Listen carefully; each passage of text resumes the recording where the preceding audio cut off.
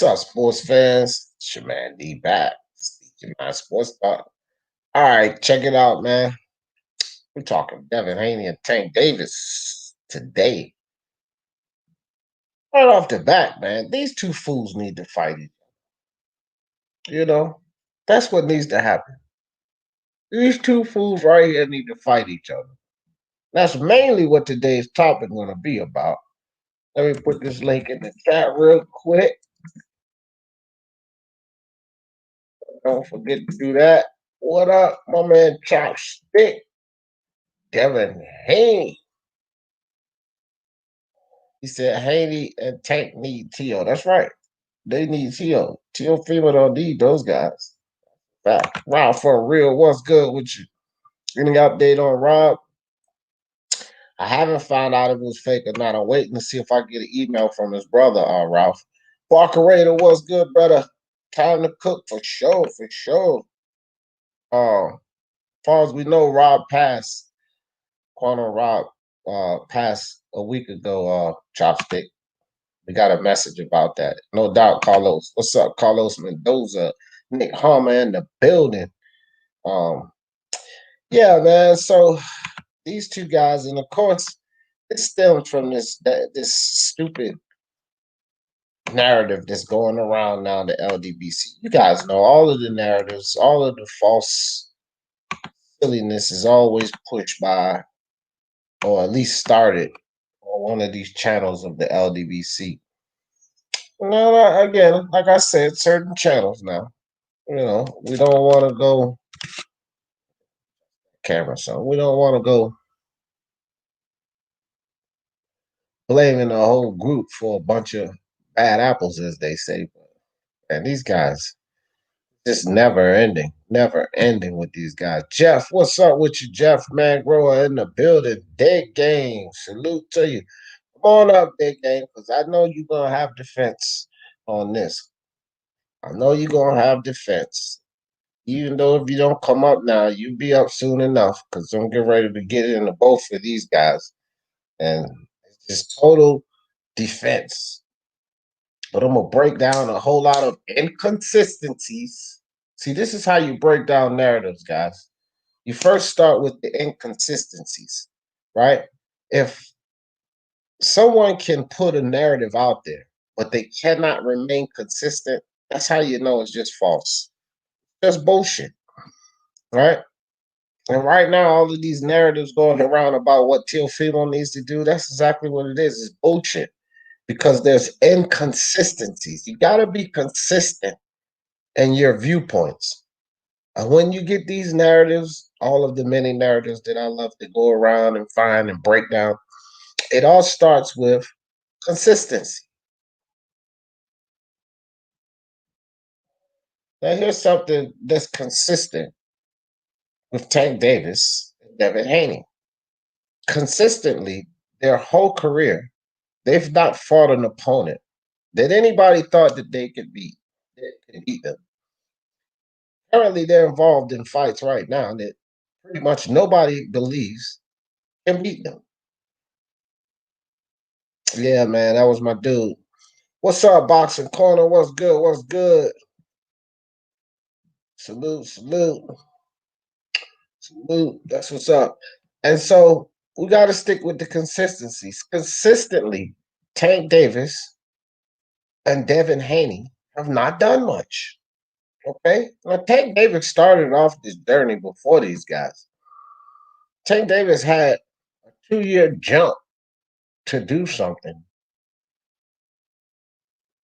with himself, but he chose not to. Tank Davis was running around talking about how he was the best around of the little guys, how he could beat Lomachenko for all of these years, yet never fought him. Blew every opportunity that he could have had to even taking a shot at Vasil Lomachenko.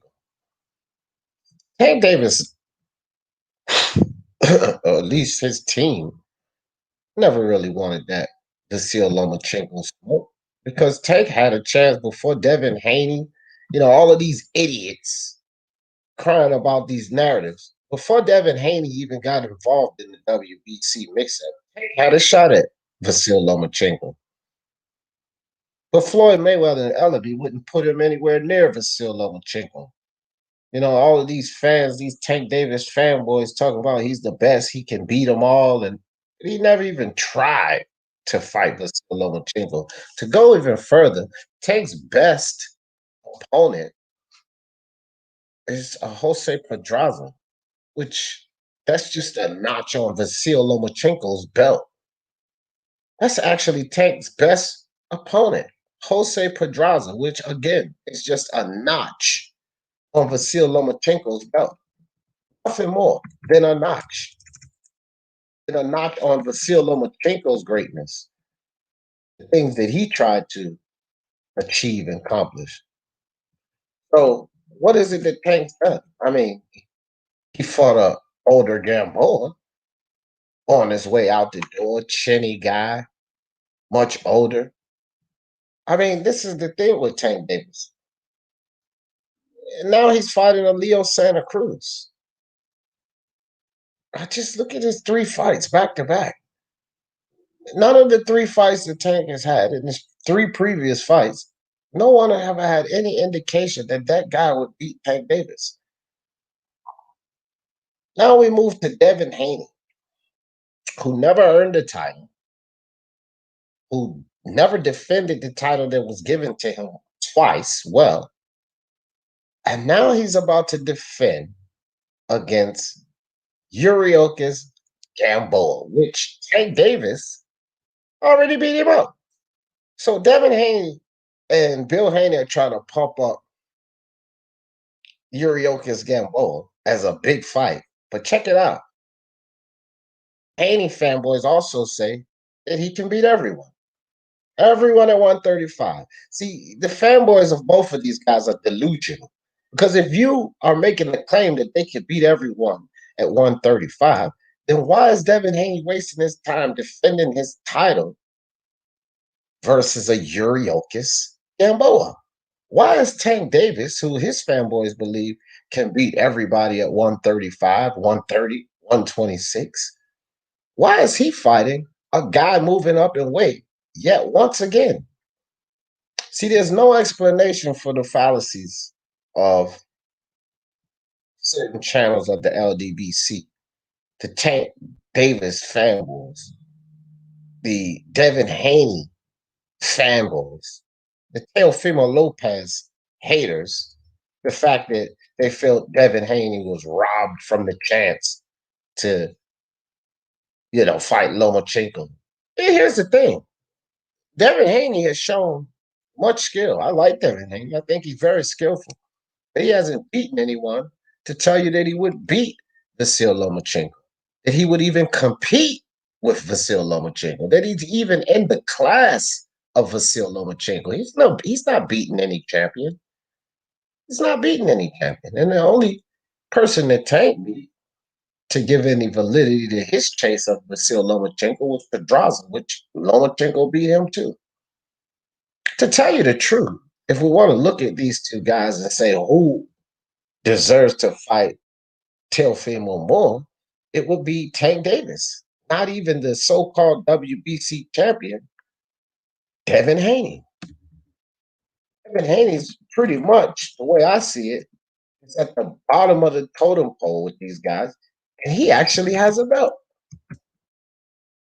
Unbelievable, because Devin Haney is getting ready to fight Yuriorkis Gamboa. This is Tank Davis's leftovers. Tank Davis already beat him. Tank Davis already put him away. But you look over there at Ryan Garcia, and Ryan Garcia is getting ready to fight Luke Campbell. So this is what I say to you, Devin Haney. Ryan Garcia, without a belt, is getting ready to take on a challenge in your second title defense. So just to sum all of that up, you have 2 guys that haven't really done a damn thing in boxing. One being Devin Haney, and the other being Tank Davis. And just like we say about the Jamal Charlo, Demetrius Andre situation, you 2 idiots need to go do something and fight. Could start off by fighting each other. See, it's a win-win beneficial situation for these two idiots to get in the ring and fight each other because it's a valid fight. It's a valid fight for Tank Davis. I believe Devin Haney's the most valid fight that Tank Davis will have ever had in his entire career. And then when you flip that, Devin Haney, Tank Davis would be the most valid fight that he's ever had in his ridiculous career.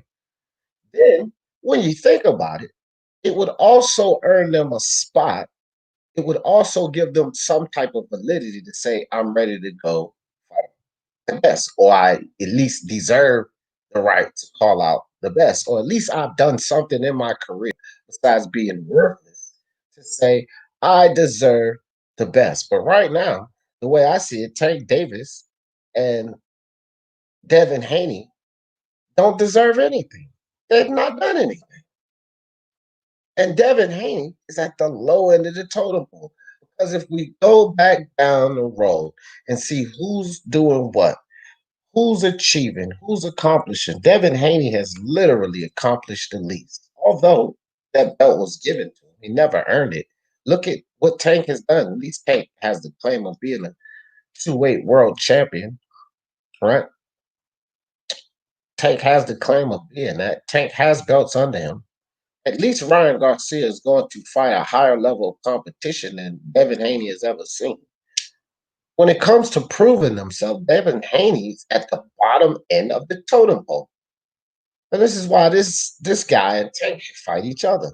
And you idiots, the fanboys of both of them, just need to shut the hell up. Teal calls shots at 135, not these two clowns and their promoters. Exactly, Barker Raider. Exactly, man. Grow in the building. What's up? Don't sleep on Leo. Well, let me tell you something, man. Everybody keeps saying, don't sleep on Leo Santa Cruz. Don't sleep on Leo Santa Cruz. Don't sleep on Leo Santa Cruz. Here's what I got to say about that, Ralph from Real. Explain to me how Leo Santa Cruz, who didn't have much power at 126, explain to me how this Leo Santa Cruz is supposed to be the Tank Davis. For all of you guys that keep telling me not to sleep on Leo Santa Cruz, why don't you break down Leo Santa Cruz's chances of beating Tank Davis? Because all you guys had before, and this is literally all you guys had before, and I was telling you this back then, you weren't paying attention.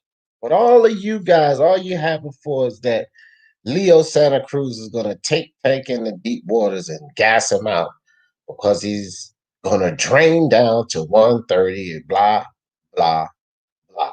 Well, none of that is true. And if you guys watched the workout session, if you guys seen the shape the Tank is in, if you guys have really been paying attention, y'all hopes about how Leo Santa Cruz will win has been diminished. Tank Davis is in full shape. Tank Davis is ready to go. Tank Davis has been raring. Now, here is a misnomer about the Tank Davis and Leo Santa Cruz matchup. Here is something that I don't know where it's coming from, but they're acting as if Leo Santa Cruz is the superior boxer. I don't know where you guys get off figuring that Leo Santa Cruz is a superior boxer to Tank Davis. The thing is this, Leo Santa Cruz may have a higher work rate than Tank Davis, and that's about it. But I would like you guys to tell me, outside of a higher work rate, what the hell does Leo Santa Cruz have to offer Tank? Because as high as his work rate is, he can't hurt Tank. He doesn't have the power. Tank has a chin.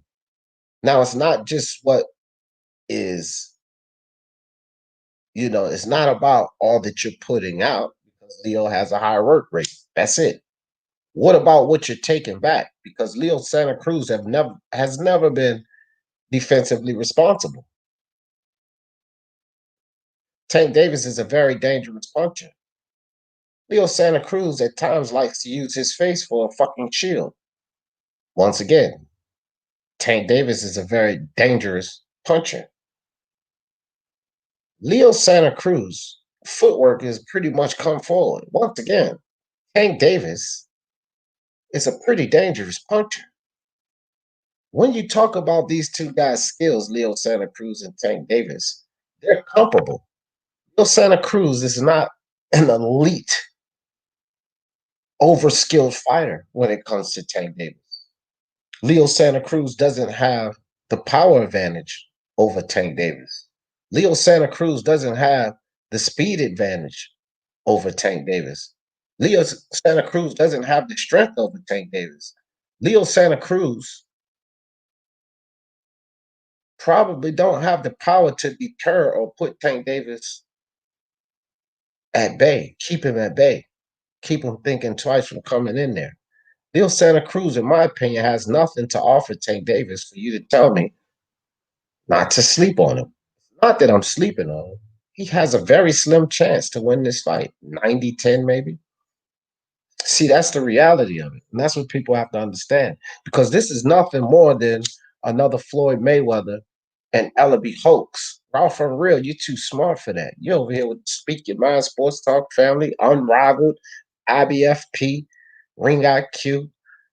You're around the knowledgeable sports fans. So you got to be too smart to fall for another Floyd Ellaby facade, because that's all this is another Floyd Ellaby facade trying to build up a fight that's absolutely meaningless. Trying to build up a fight that's not competitive at all. They're trying to utilize the fan base of one Leo Santa Cruz in the hope dreams that he can come up a weight after performance with Flores, actually beat a Tank Davis. Tank Davis would have put Flores to sleep really easily. Same way he's going to put Leo Santa Cruz to sleep. And I hear people say, Leo Santa Cruz has never been stopped before. Leo Santa Cruz has never been stopped before at 122 and 126. But when Leo Santa Cruz goes up to 130 and fights one Tank Davis, he's going to find out that this weight is too much for the foolery. Too much for you to come in there defensively irresponsible.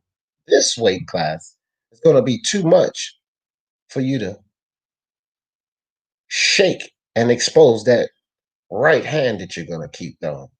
This level, Tank skill level, is too much for you to just come in there and have your way, Leo Santa Cruz, because a lot of it has to do with what's coming back. And if Leo Santa Cruz decides to put those hands up and, try to cover his face for once in his damn career, well, Tank's a pretty devastating body puncher as well, which takes the gas. I hear a lot about Leo Santa Cruz taking Tank in the deep water and gassing him out. But have you guys ever thought about it being the other way around? Tank Davis taking Leo Santa Cruz into deep water, gassing him out, because Tank Davis is going to be giving body shots along the way. Very devastating body shots.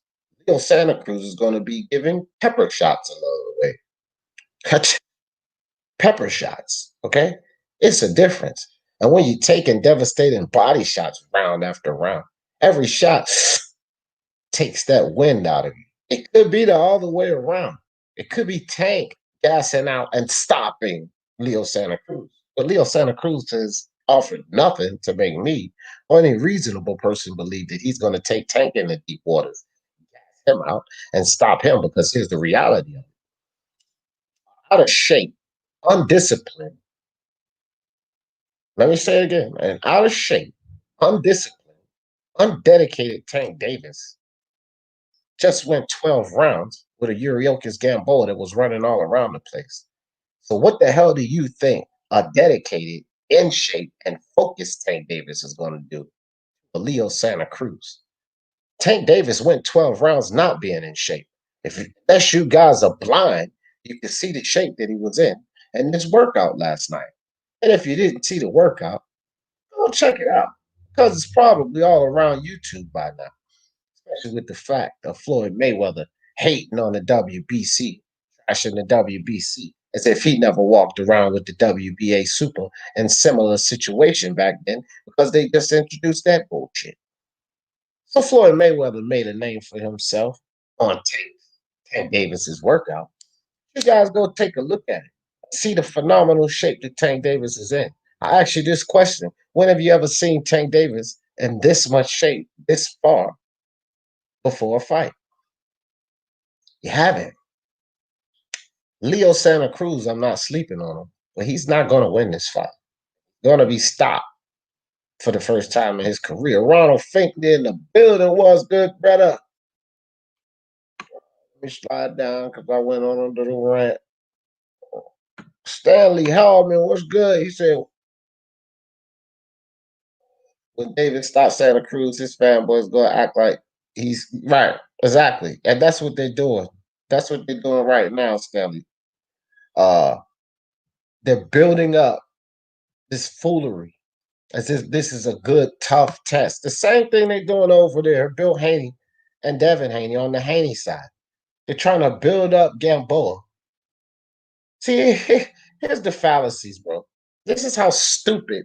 I don't even understand like why people fall for these narratives or just how stupid it is.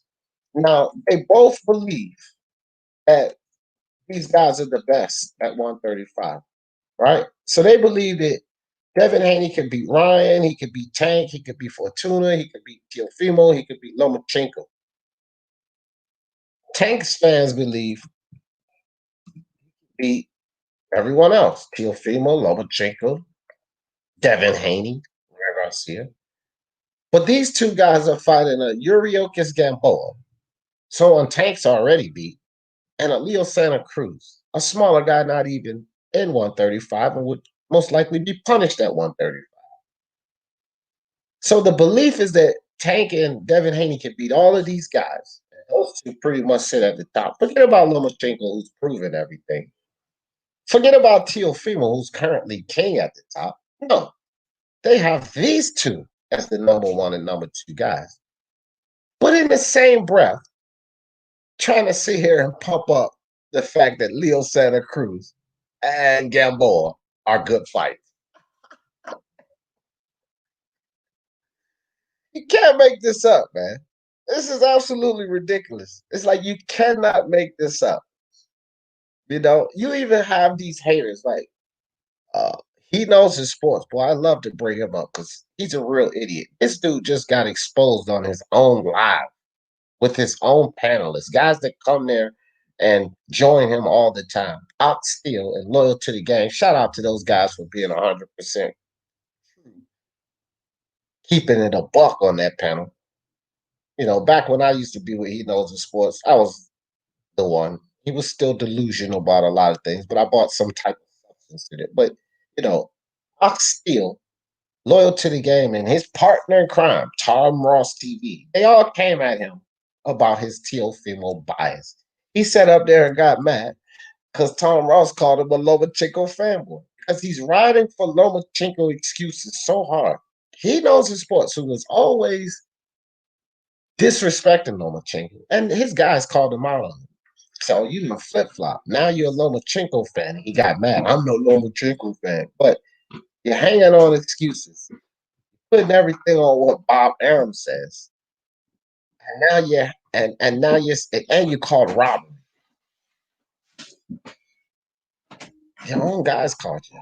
Loyal to the game told him, no, it's not about him being a fan of Lomachenko. It's about him being anti-Teofimo, Teofimo. Dude is getting called out by his old boys. And this is what happens when you're not honest about what's going on in boxing. Just that simple. So the thing is, these two guys, this is the fight that needs to happen at 135. Right here. This is the fight. Ronald Finkley.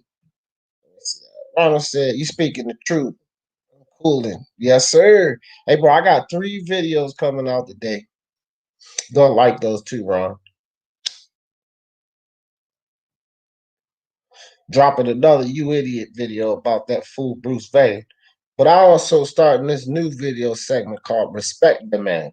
And the first guy on that segment is Jamel Charlo. I'm gonna start showing respect to some channels, a lot of different channels, a lot of fighters and such that deserve respect. I don't want to just keep running around calling everybody idiots, well, which we have plenty in the YTBC, but I want to kind of mix it up and show some respect to some of these guys. They're just dumping on them all the time. So I got that segment coming out, guys. It's called Respect the Man. But you idiot is going nowhere. A lot of idiots and a lot of false narratives that we just can't let ride. Jeff says, "Oh, junkyard dog." I know, right? What's up, P? Yo, what's good? What's good? What's up? Parker, it's a joke. Nobody is going to pay for that fight. Haney and Davis fans, 99%. Well, no, yeah, I don't know about that, Leo. Davis, I'm from the DMV. So DMV is Maryland, Virginia, and DC, and we don't get down like that out there. Of course, there's prejudiced people everywhere, but more integrated in the DMV. My man, two hands up. He's from the DMV. He has interracial children, so that should give you an idea. He has a lot of fans of multicultures. Leo Parker. Um, Haney probably had, but he probably destroyed some of that fan base coming out saying no white boy would ever beat me. You lose fans that way when you start throwing race into the game. So maybe he ruined some of his fan base, but I will say this, Leo Parker, all of the people putting up these stupid narratives, yeah, they probably are a biased fan base because that's mostly what I've been dealing with. I've been a coon and an Uncle Tom for telling the truth about these things. He's black and mild. Rob is not dead. He's in Orlando County Jail.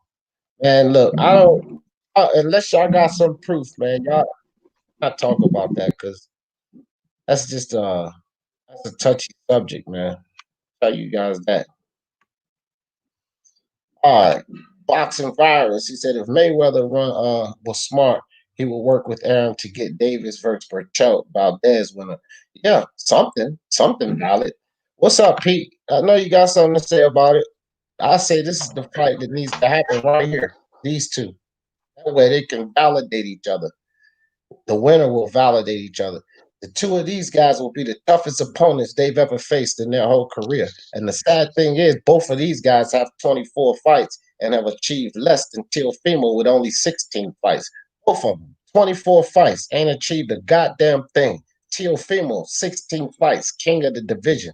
These two need to fight each other to validate each other, right? It's like almost like Jamal Charlo and Demetrius Andre. They need to go ahead and unify and put the pressure. Unified winner will put the pressure on Canelo Alvarez. Now I got two belts. Come fight me. Either one of them to come out of it. These guys need to step up, take the reins, and do something with their career because they're doing nothing right now. This would be the biggest fight. Nobody has to cry about a money fight. Everybody already knows Tank's the money man. Devin Haney is on the climb. He's getting a whole lot of press, a whole lot of people talking about him.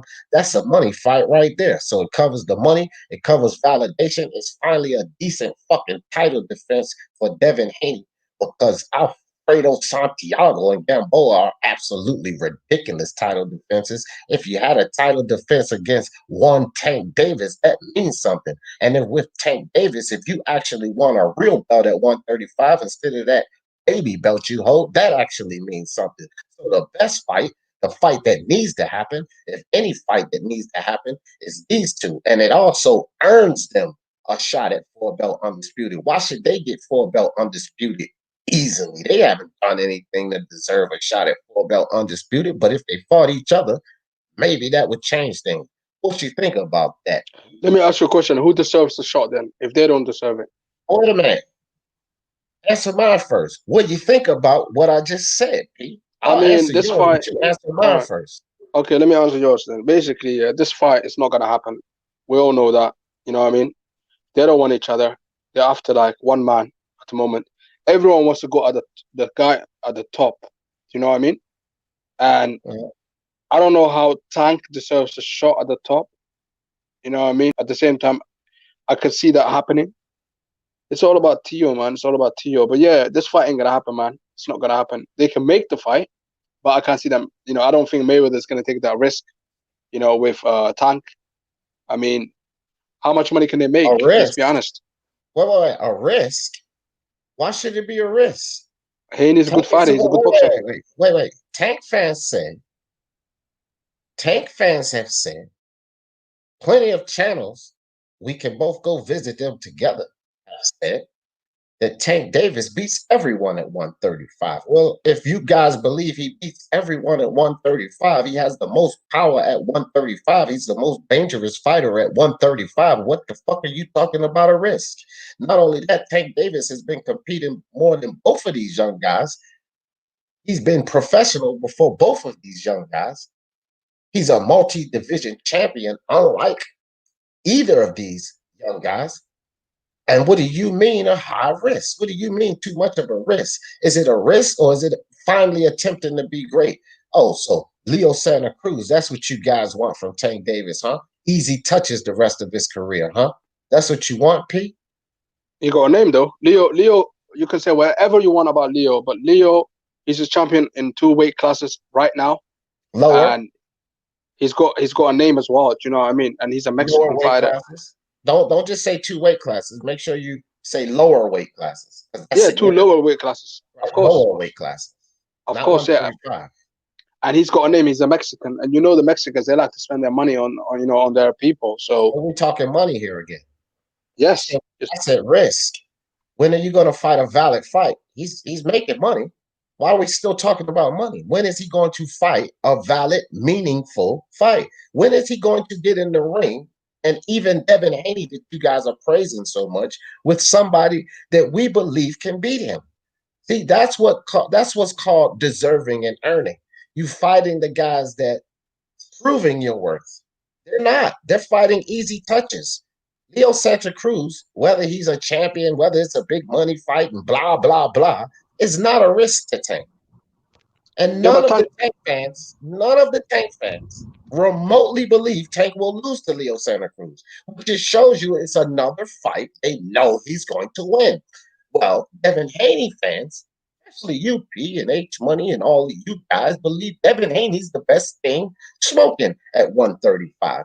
He's fighting Tank Davis's leftovers. So this presents no danger to Devin Haney, although you guys are trying to pump it up like it's a fight that means something. Tank Davis's leftovers is a big title defense for Devin Haney. But Devin Haney can beat everybody, but Tank Davis's leftovers is a big fight. But remember, Tank Davis. Hey, D Jeff, can you hear me, brother? I'm sorry. Yeah. What's up, Pete? Tank Davis's leftovers. He don't look like he has too many leftovers to me. He's a big boy. He's about 180 pounds right now. Yeah. He eats everything. But hey, I'm driving, so I can't look. But you don't have that shoulder diagram behind you again today, do you? I can't afford this shit anymore, man. No. This ain't about Lomachenko. This is about Tank Davis. God, bro. And you saw what I did yesterday to that house? I fucking lit on fire, man. I had enough, man. She said something about Telemundo, and I thought she said Teofimo. She don't even watch boxing. My mother-in-law. She didn't even know what that is. And I fucking freaked out and lit her car on fire and drove it in the garage. Oh my God. Mom.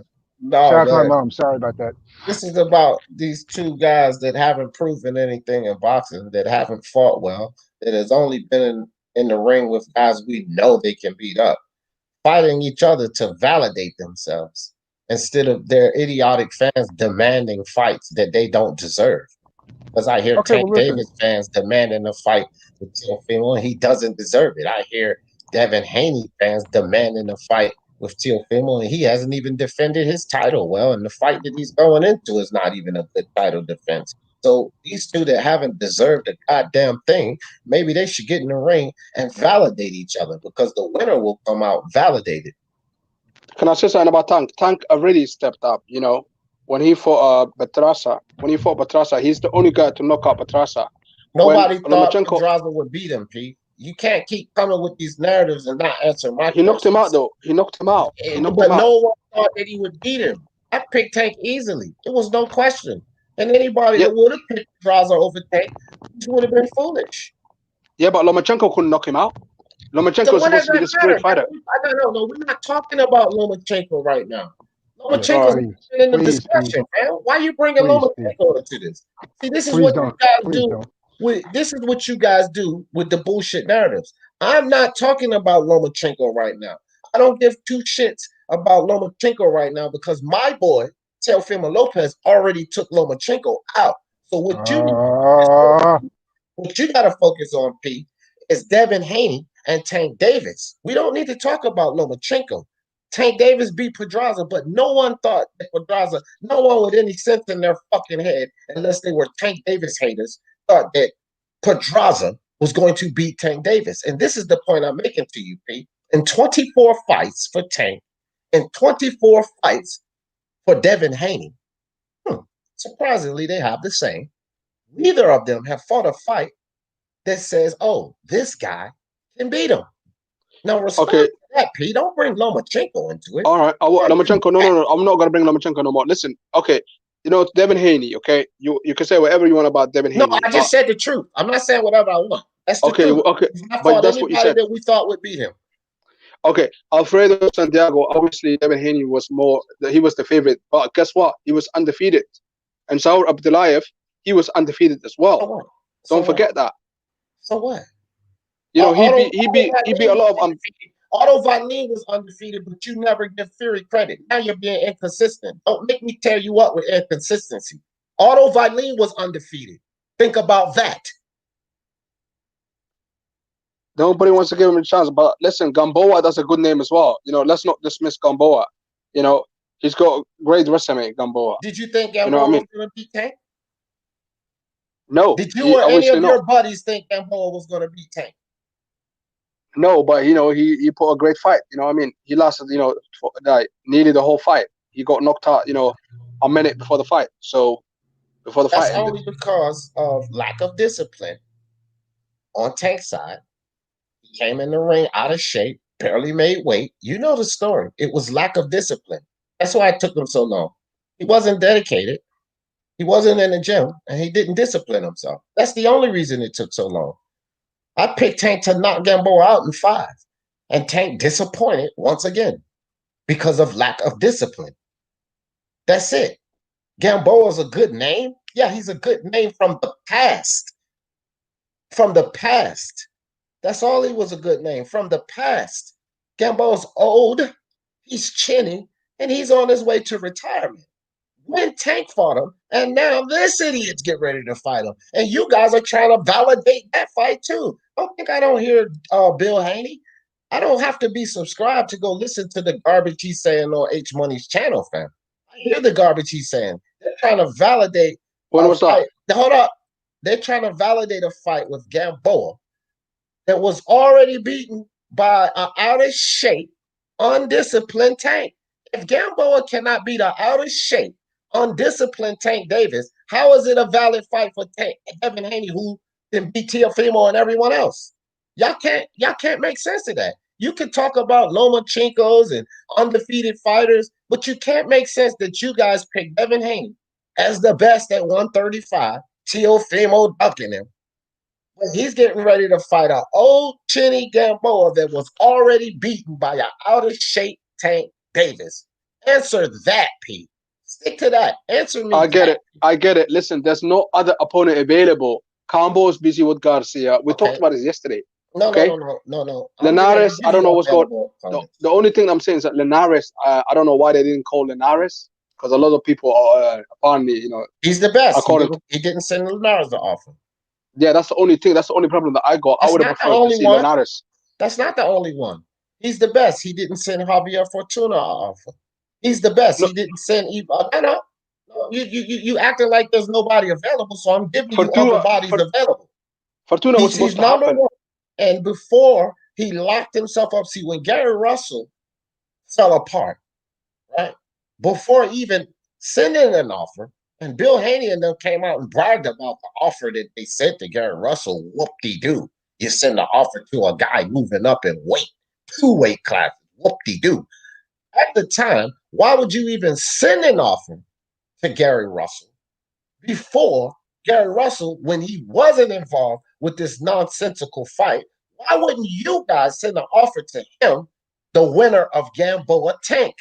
Why didn't they send that offer? See, this would have killed the whole Gamboa leftovers. This would have killed the whole Leo Santa Cruz up in weight. If he, the best as you guys claim, send an offer to him, a valid title defense. And he never did that. All of you motherfuckers just cried, ain't nobody available. Nobody want to fight me. Nobody want to smoke. Well, what about y'all's hero, Tank Davis, who's also the boogeyman? Nobody can beat Tank. Tank's the best. Why no offer ever sent to him? I'll tell you why. Let me tell you something, yeah? Devin Haney, if he fights like a champion right now, or ex-champion like Lomachenko or Teofimo Lopez, that'll be on pay-per-view, right? That can sell. But Tank and Devin Haney and Tank, right now, no one's calling for that. I don't think the zone can afford that. No, stop it. I'm going to stop you right there. The LDBC channels and Tank Davis and Devin Haney fanboys are not calling for that. A lot of people are calling for that. There are videos up right now. And as a matter of fact, I have proof where H Money, your fucking hero, got on the fucking panel on Monty Brown's TV. And that's not my hero, man. H Money is not my hero. Let me talk, nigga. Let me talk. That's false, though. No, it's proof. It's receipts. Right on Monty Brown's channel, H Money out his mouth is on the panel talking to fucking Flores. And he said, we need to see a Devin Haney and Tank Davis fight. It's on wax. He said it out of his mouth. So don't fucking sit up here and lie and say nobody's calling for that fight, because the biggest fanboy on YouTube right now, your boy, H Money, Mr. Luzone, got on the fucking live and called for that fight that you're claiming nobody's calling for. You coming up here with lies again? And most of us outside of the LDBC, we're calling for that fight. So don't sit here and say nobody's calling for it. That's a lie. That's a lie that helps your bullshit narrative. All right, let me make things straight. I understand what you're saying, but H Money ain't my boy. Truth. I'm not saying anything. I just told the truth. You don't. H Money isn't my boy. H Money isn't my boy. First of all, let's put it out. Whatever. Okay, I lied about that. He's not your boy. Everything else about the fighters is the truth. Is the truth. That's the truth. Okay. But listen, do you think, we know boxing is about money, do you think Devin Haney against Tank, that's gonna sell? Big money. The zone. Big money. The zone is struggling. The zone is struggling right now. I don't think BBC is gonna pick that fight up. Okay, here's the narrative. Okay, go ahead. Because I'm gonna let you finish and then break down that narrative. Go ahead. BBC ain't gonna pick it up because Haney, he's a good fighter, but at the same time, he's still building his name. The Gamboa fight, that's gonna build his name. Do you know what I mean? Regardless of if he's good or not, that's gonna build his name. That's all that matters. If your name's out there, if people know about your name, that's all that matters. Do you know what I mean? When he said, no white boy can beat me, that kind of helped him out a little bit. Obviously, he got a lot of hate, but sometimes it's good to have hate when it comes to boxing, because Mayweather, people hated him, and look how much money he made of hate. So look, Gamboa fight, that's gonna build it up, and maybe after that, maybe we can call for the Tank Davis and Haney. But obviously, right now, no way, man. If they would have fought like next month, nah, that will not sell. In 3-4 months' time, yes, because more people would know, Haney more. Do you know what I mean? Especially the people that talk shit about him. So until they build themselves up, and you're claiming he has to do something to build himself up. You just admitted that. This is how you be catching yourself. Before I even get on that, let me burn you on something else right quick. Who is Devin Haney in partnership? Because you just mentioned the zone. He has his own promotional. Hold up. Let me finish. He has his own promotional company, him and his father. And then they have a 50-50 partnership with who? Eddie Hearn, Matchroom. Matchroom, not the zone. Not the zone. He's not locked in any way to have to fight on the zone. In any way. He can fight on Showtime because he's partnered with Matchroom, not the zone. So that kills that part of that bullshit narrative that you guys are pushing. It kills it. It kills it. He's not locked into the zone. Y'all just stop the bullshit about the zone. Next, let me kill you on this dumb shit about talking about he has to build himself up. If he has to build himself up, how the fuck, with him not doing anything and defending against Tank Davis's leftovers, do he deserve a shot at 4-belt undisputed? He's done nothing to do it because, as you just said, he has to build himself up. See, the narratives fall all apart. 3-belt unified champion. Well, whatever. The king at 135, 3-belt lineal. The at king, yes. 23 The years king. old. Hold up, 3-belt lineal. 4-belt. Has 4 belts. 4-belt lineal champion, right? If you Which want to is a say the 5th. franchise, yeah. 4-belt, call it what you want, because tank belt is no more worth than the franchise belt. You praise him for that. So inconsistencies. But anyway, he has 4 belts plus the lineal belt. He's the king at 135. And Devin Haney has a questionable belt. Because if Teofimo's belt is in question, this is something else you guys leave out. Because Suleiman is the one who caused all the confusion. You guys just want to question Teofimo's belt, who actually earned. Suleiman is the one who put out all the confusion. There's no lies to that. That's a fact. Because That is a fact, Suleiman's yes. the one. No one's lying Okay, about it. Suleiman's the, so let me finish. Suleiman is the one who even introduced the franchise belt to cause all of this confusion. Suleiman is the one who's been treating Devin Haney and Bill Haney like little bitches for real. Because he's shitting all over them. Okay, Suleiman is the one who caused the discrepancy between 2 belts. So you can't just scrutinize one belt to fit your narratives. If any belt's going to be scrutinized, it's going to be both of those WBC belts. The one Teofimo's holding, not the franchise belt, the other one, and the one Devin Haney's holding. Because Suleiman caused the confusion when he said Lomachenko's our elected champion, not Devin Haney, right? So there is a confusion and a dispute between both of those belts. You cannot validate Devin Haney's any more than you can validate the one Teofimo has. But Teofimo needs no validation on the IBF, WBO, WBA, lineal belt, Ring Magazine belt. Forgot about that. He doesn't have any dispute on any of those belts. Devin Haney and Teofimo has a dispute on the WBC championship belt, but Teofimo also holds the franchise belt. So Devin Haney only has a disputed belt. He doesn't even really have a full belt because the WBC champion said that he wasn't the champion. And you guys don't even want to go question that. Bill Haney and Devin Haney not questioning that. They hollering about how they deserve Teofimo instead of fighting Tank, and they've done nothing. All right, I'll tell you what, yeah, this is what should happen, yeah. They should leave, everyone should leave Teofimo Lopez alone. I think Bill Haney and David Haney, they should talk to Mauricio Solomon and say, look, yeah, is this belt ours or not? Because there's no point talking to Teofimo Lopez because he's the fighter. This is about business. Am I the champion or not? Whether you want to call me email champion or not, am I the real WBC champion? Do you know what I mean? We can't be talking about it constantly. Like, we can't talk about it constantly like, oh, he's not and this and that. You know what I mean? We were not going to go nowhere. But all I'm saying is the Tank against Devin Haney right now, you know, it's not the right time because obviously Leo is fighting Tank, Haney is fighting Gamboa, and you know, Luke Campbell. Do I consider him as a good fighter? Yes, he is. But is he a great fighter? No, hell no.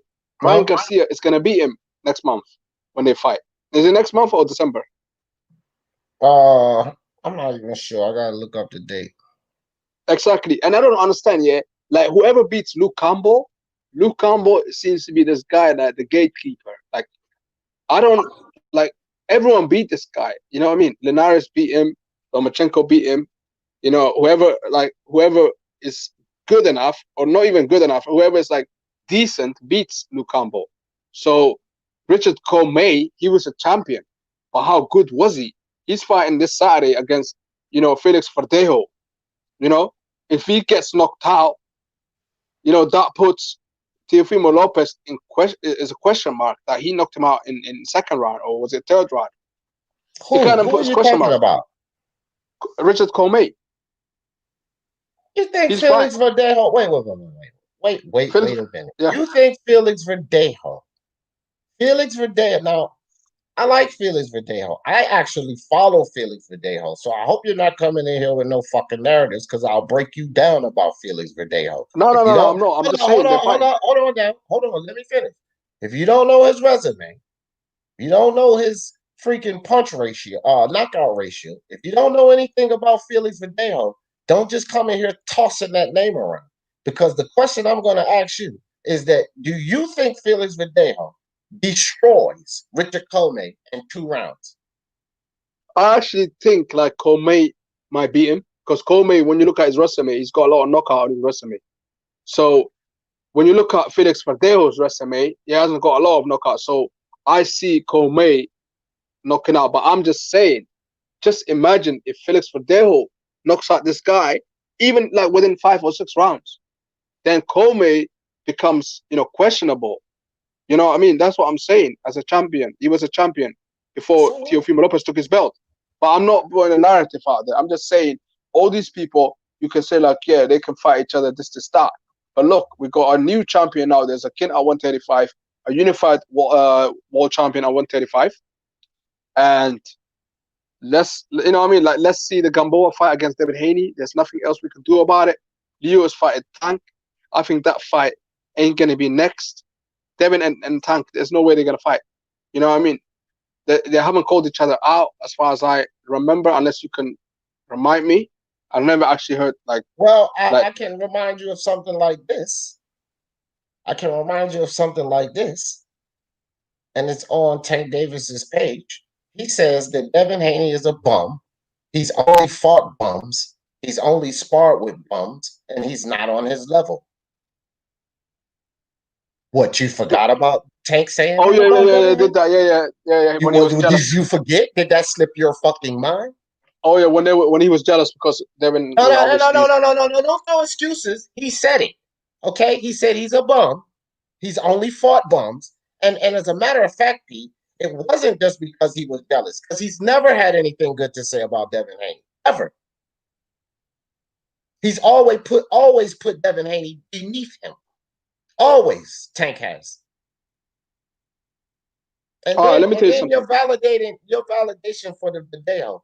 You said that if Verdejo was to knock Comey out in 5 or 6 rounds, it would be a questionable opponent for Teofimo. But in the same breath, you guys say that Lomachenko, and you say it all the time, is a hype job. Well, Tank Davis knocked out Pedraza, and then Pedraza went and got beaten by a hype job. So he should be just as questionable, no? By your logic. He's just as questionable, right? By your logic. No, he got beaten by a hype job, so he should be questionable. If he's just a hype job, so what? Tank knocked him out. By your logic. Tank knocked him out. By your logic. No. You're twisting it now, because what I was saying is twisting anything. That's your logic, because Verdejo knocks out Comey. Let me finish then, innit? But I'm saying, don't tell me I'm twisting it up, because you said because if Verdejo knocks out Comey, he's a questionable opponent. But you call Lomachenko a hype job. He beat Pedraza, which is Tank's best win. So now Tank's best win is questionable, right? Listen, all I'm saying is, like, Tank knocked out Pedraza. Lomachenko, he went the distance with him. Do you know what I mean? So but he's a hype job, though, and he won. He's a hype job. No, when I said the hype job, you have to understand. Best fucking opponent. When I said the hype job about Lomachenko, I meant the way he was put up there. Like, he had a title shot, in his second fight. Even when he lost, they gave him another opportunity for a title shot. You know the whole story. I'm not going to repeat again. Right, so now you're going to fix it just to go along with your narrative. Because you don't want no narrative. It's the facts. You don't want Pedraza to be questionable, but you want Verdejo to win against Comey, and he becomes questionable. So you can continue on with another narrative about Teofimo, not all of that. See, I know how this works, Pete, because I'm used to breaking down narratives. I do want actually Verdejo. I want Felix Verdejo to knock out Richard Comey this Saturday. So then, we can say like, oh look, everyone's knocking out Richard Comey. So Teofimo Lopez, now what? You knock this guy out. Felix Verdejo, a guy that doesn't normally knock people out, knocked Richard Comey out. Do you see what I'm saying? It's better for boxing. I'm talking what's better for boxing. You know what I mean? We don't want Teofimo Lopez to think, oh, I'm the greatest at 135. You know what I mean? And when someone thinks like that, they get protected, just like Lomachenko was getting protected. You know what I mean? He's going to get easy fights. Okay, you keep talking. See, you say you weren't going to bring Loma into this, but you're saying that so Teofimo won't be protected like Loma won't be protected. But Teofimo is moving in a way, and he's shown us, and he's continued to move in a way where he don't need no fucking protection. because he's taking on the best fighters. He's taking on fighters that can actually beat him, which these two have never done in their whole career. And they both have 24 fights versus Teofimo's 16 fights. He's taking on two back-to-back champions, which people thought they could beat him. So now you're putting a narrative in there as if he needs to be protected when he's talking about moving up to 140, more danger to fight the champion there. More danger. Why does he need protection? See?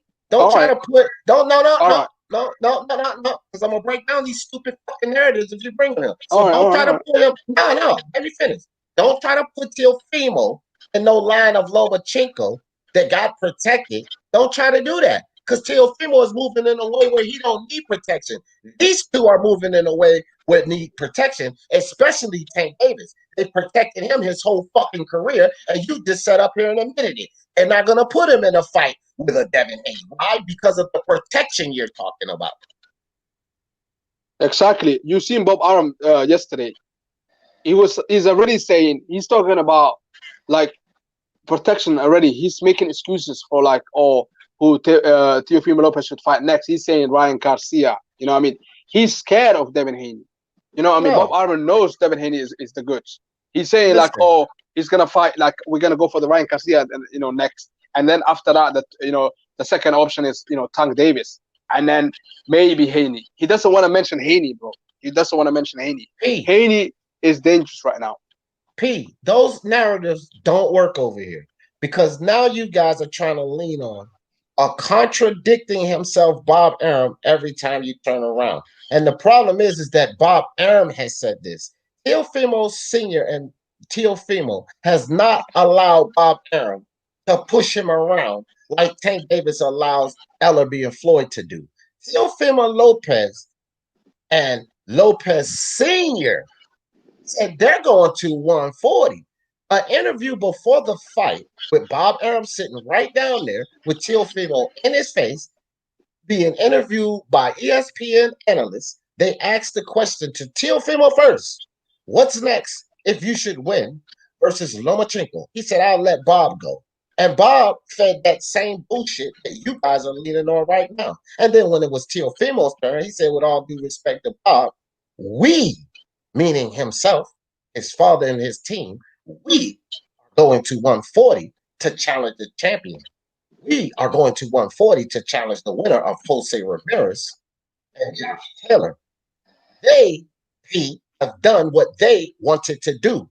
They worked themselves and earned themselves up to Lomachenko. They didn't allow them to be held back and held out of that fight and not put in that fight like Davis did. So stop the bullshit with what Bob says. Because the team, the fighter says that they're going to take on a tougher challenge than fucking Devin Haney.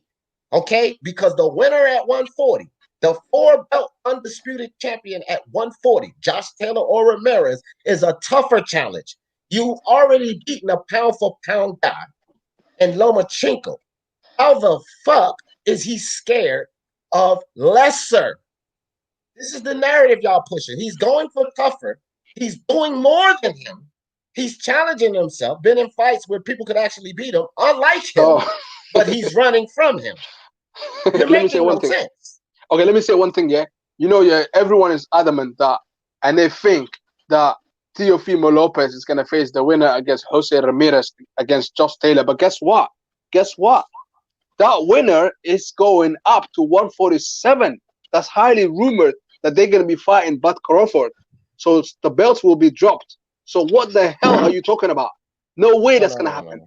No. It's not going to happen. Anyway, I'm done. Let that game talk. Yeah, no. Let me talk. Because Crawford denounced that shit. See, y'all always want to leave out half the goddamn talk. Always want to leave out, put in half the story.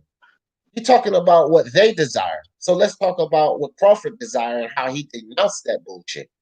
Crawford wants more PBC fighters to step up to the plate, which, just like Tank, they don't want to do it either. See, that's what's going on. I'm going to break them down, P. You can't talk about bullshit. You got to know that. I know too much about this sport. You can't come with the bullshit. You got to come with valid shit. Wait. Wait, he signed with the wrong promotional company. Everyone else is with the BBC at 147, the top guys. You know, Teef Thurman, you know, Porter. Where else we got? Manny Pacquiao, Spence. You know what I mean? Danny Garcia. The Hey, only Tank. top guy at 147 is only Bat Crawford. He decided to sign that contract. You know what I mean? So what? And he's saying he's the ASAT. How are you the ASAT? You haven't fought names at 147. With all that, you're correct. All of that, you're correct. He's still wanting Spence. He's Kell not Brook. worried about Josh or Ramirez. He's already said that. He wants Spence. So your narrative about Josh and Ramirez challenging Crawford don't fit. You can go ahead and talk shit about Spence and that situation. I don't care. But guess I what, don't though? care about that. Your We're gonna go narrative was debunked. That's what we Bob, got to stick to. Your the answer narrative was debunked. but answer is Bob Arum. Bob Arum controls Bat Crawford. Yeah, I'm he not gonna lie does. to you. I'm gonna be Yeah, honest he with you. does. I'm gonna hurt your feelings because I know you're a Bat Crawford fan. Oh, I'm a Terrence Spence Bat fan, you Crawford. idiot. I'm a Spence fan, and everybody on my channel Oh, knows okay. it. All No right. matter if Okay. he comes up here and say I'm All a right. My Crawford bad. fan. My bad. Okay, I'm gonna hurt anybody else's feelings. Okay. Bat Crawford, yeah, is the bitch of Bob Arum. Bob Arum controls that narrative. He will say, About that. "You're What does that fighting got to this do with this and you're fighting that." conversation? Because well, that's what I'm saying, though. That's what you said. Ramirez, the winner, Ramirez against Josh Taylor. That's what I'm talking about. So he can force that fight. You know what I mean? And I'm not even so sure if he can beat Kell Brook at the moment. I have to see that fight. All Obviously, right, I well, that's favor him. another thing. Let's get off of that. I All don't right. care about Okay. that. You're not gonna switch this to throwing shame on Okay. Bob So Arum. Tio, Let me okay. tell you. All I'm saying Let is, me tell you this right quick. You cannot throw shame on Bob Arum. This is your problem, bro. This is why you lose the face with me. What you need to do is take a day, take just one day, and surf through my fucking lives and videos. I have killed Bob Arum on so many levels, flamed the fuck out of him. I cannot stand Bob Arum. So when you come up here with your Bob Arum nonsense, what the fuck do I care? That's why I always tell you, so the fuck what?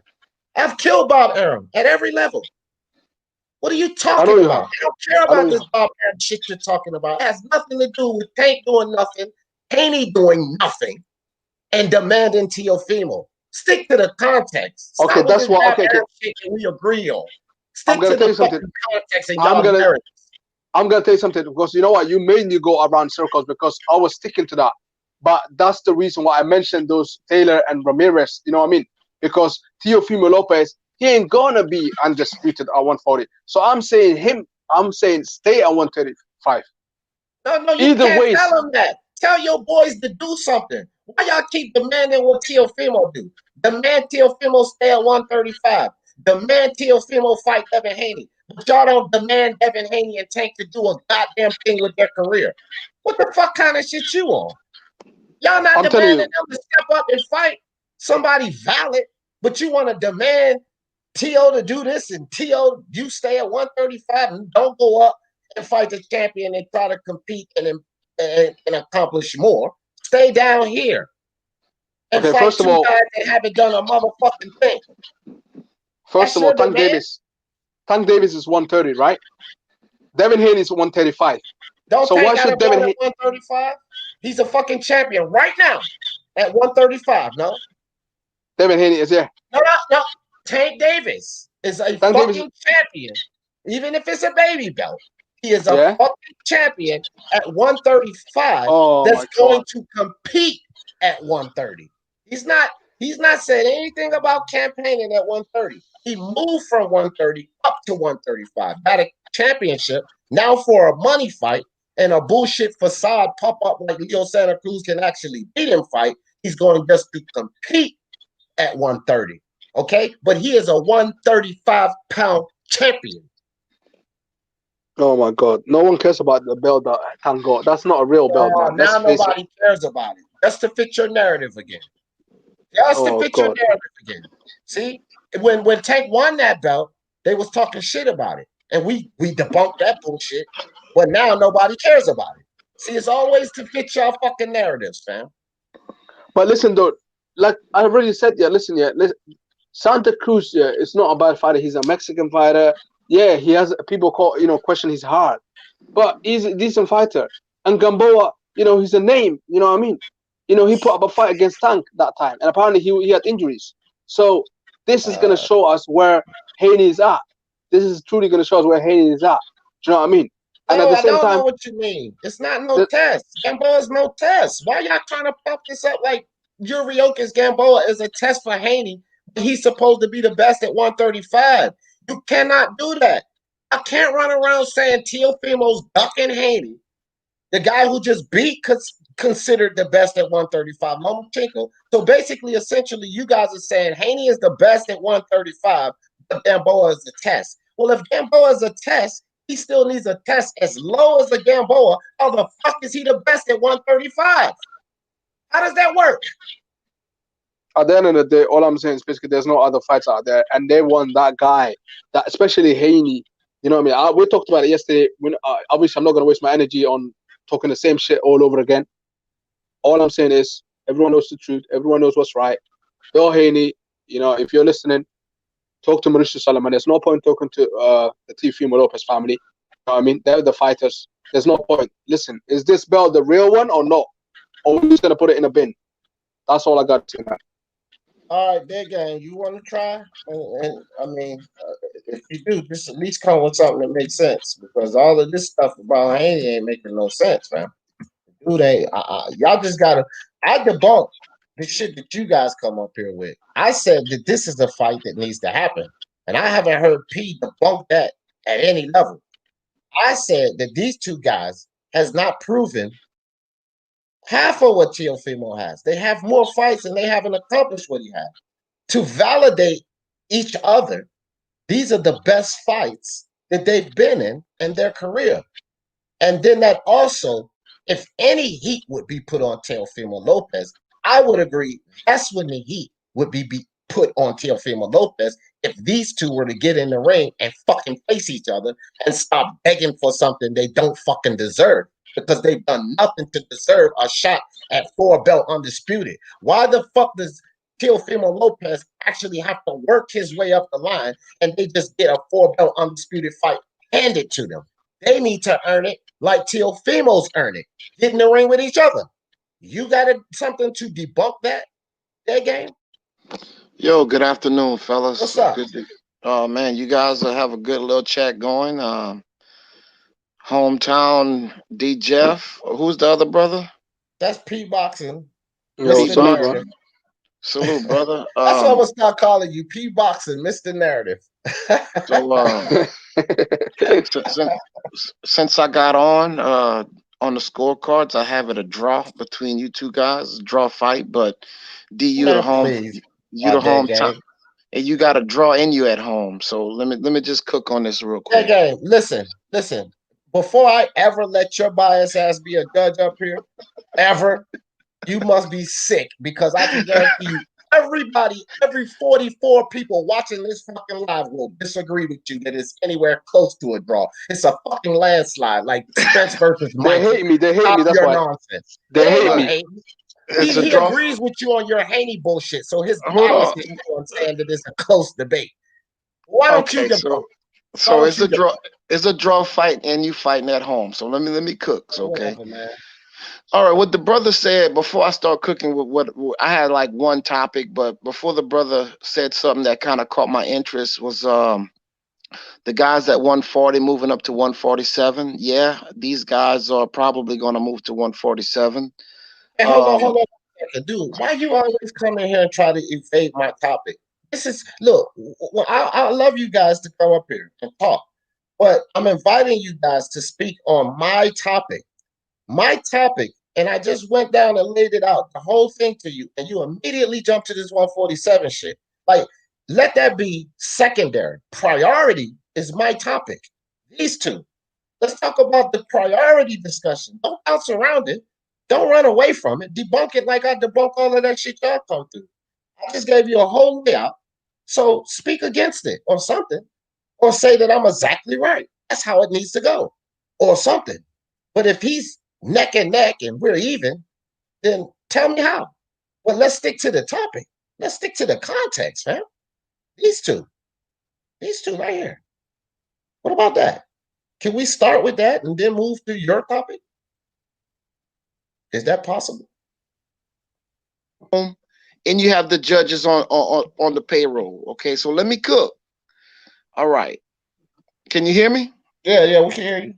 All right. So what the brother was stating before was that the guys at 140 probably move up, which Bob Arum did state that Terrence might be looking at going to the PBC. He said that out of his mouth, but he also said that there will be guys coming up that are going to be some very interesting fights if he want to fight those guys. So if these guys move up and drop the belts, there's no reason for Teofimo to move up to 140. The second point I want to make is I watched the Mike Coppinger on Instagram. I watched the whole thing when he interviewed Mauricio Suleiman. And Mauricio said that the winner of Ryan Garcia and what's his face? Luke Campbell. Luke Campbell is going to be mandatory for Devin Haney. So if Devin Haney, which I think he will, get by a good fighter in the Cuban, that mandatory is going to be set for him to fight, which I think it might be. I don't know. That's a good fight because I like Luke. But if it's Ryan, I would think it'll definitely be a bigger fight with Devin Haney and Ryan. Fell off that guy.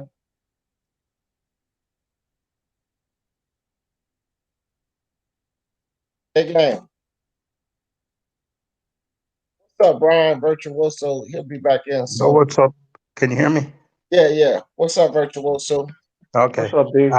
Between you and Pete, 120, 108, and still. Oh my God, that's a robbery. Yeah. Robbery. I'm contesting it. Everybody, Teofimo haters and Lomachenko fanboys would love to say it's a robbery. They would love nothing more than that. Right.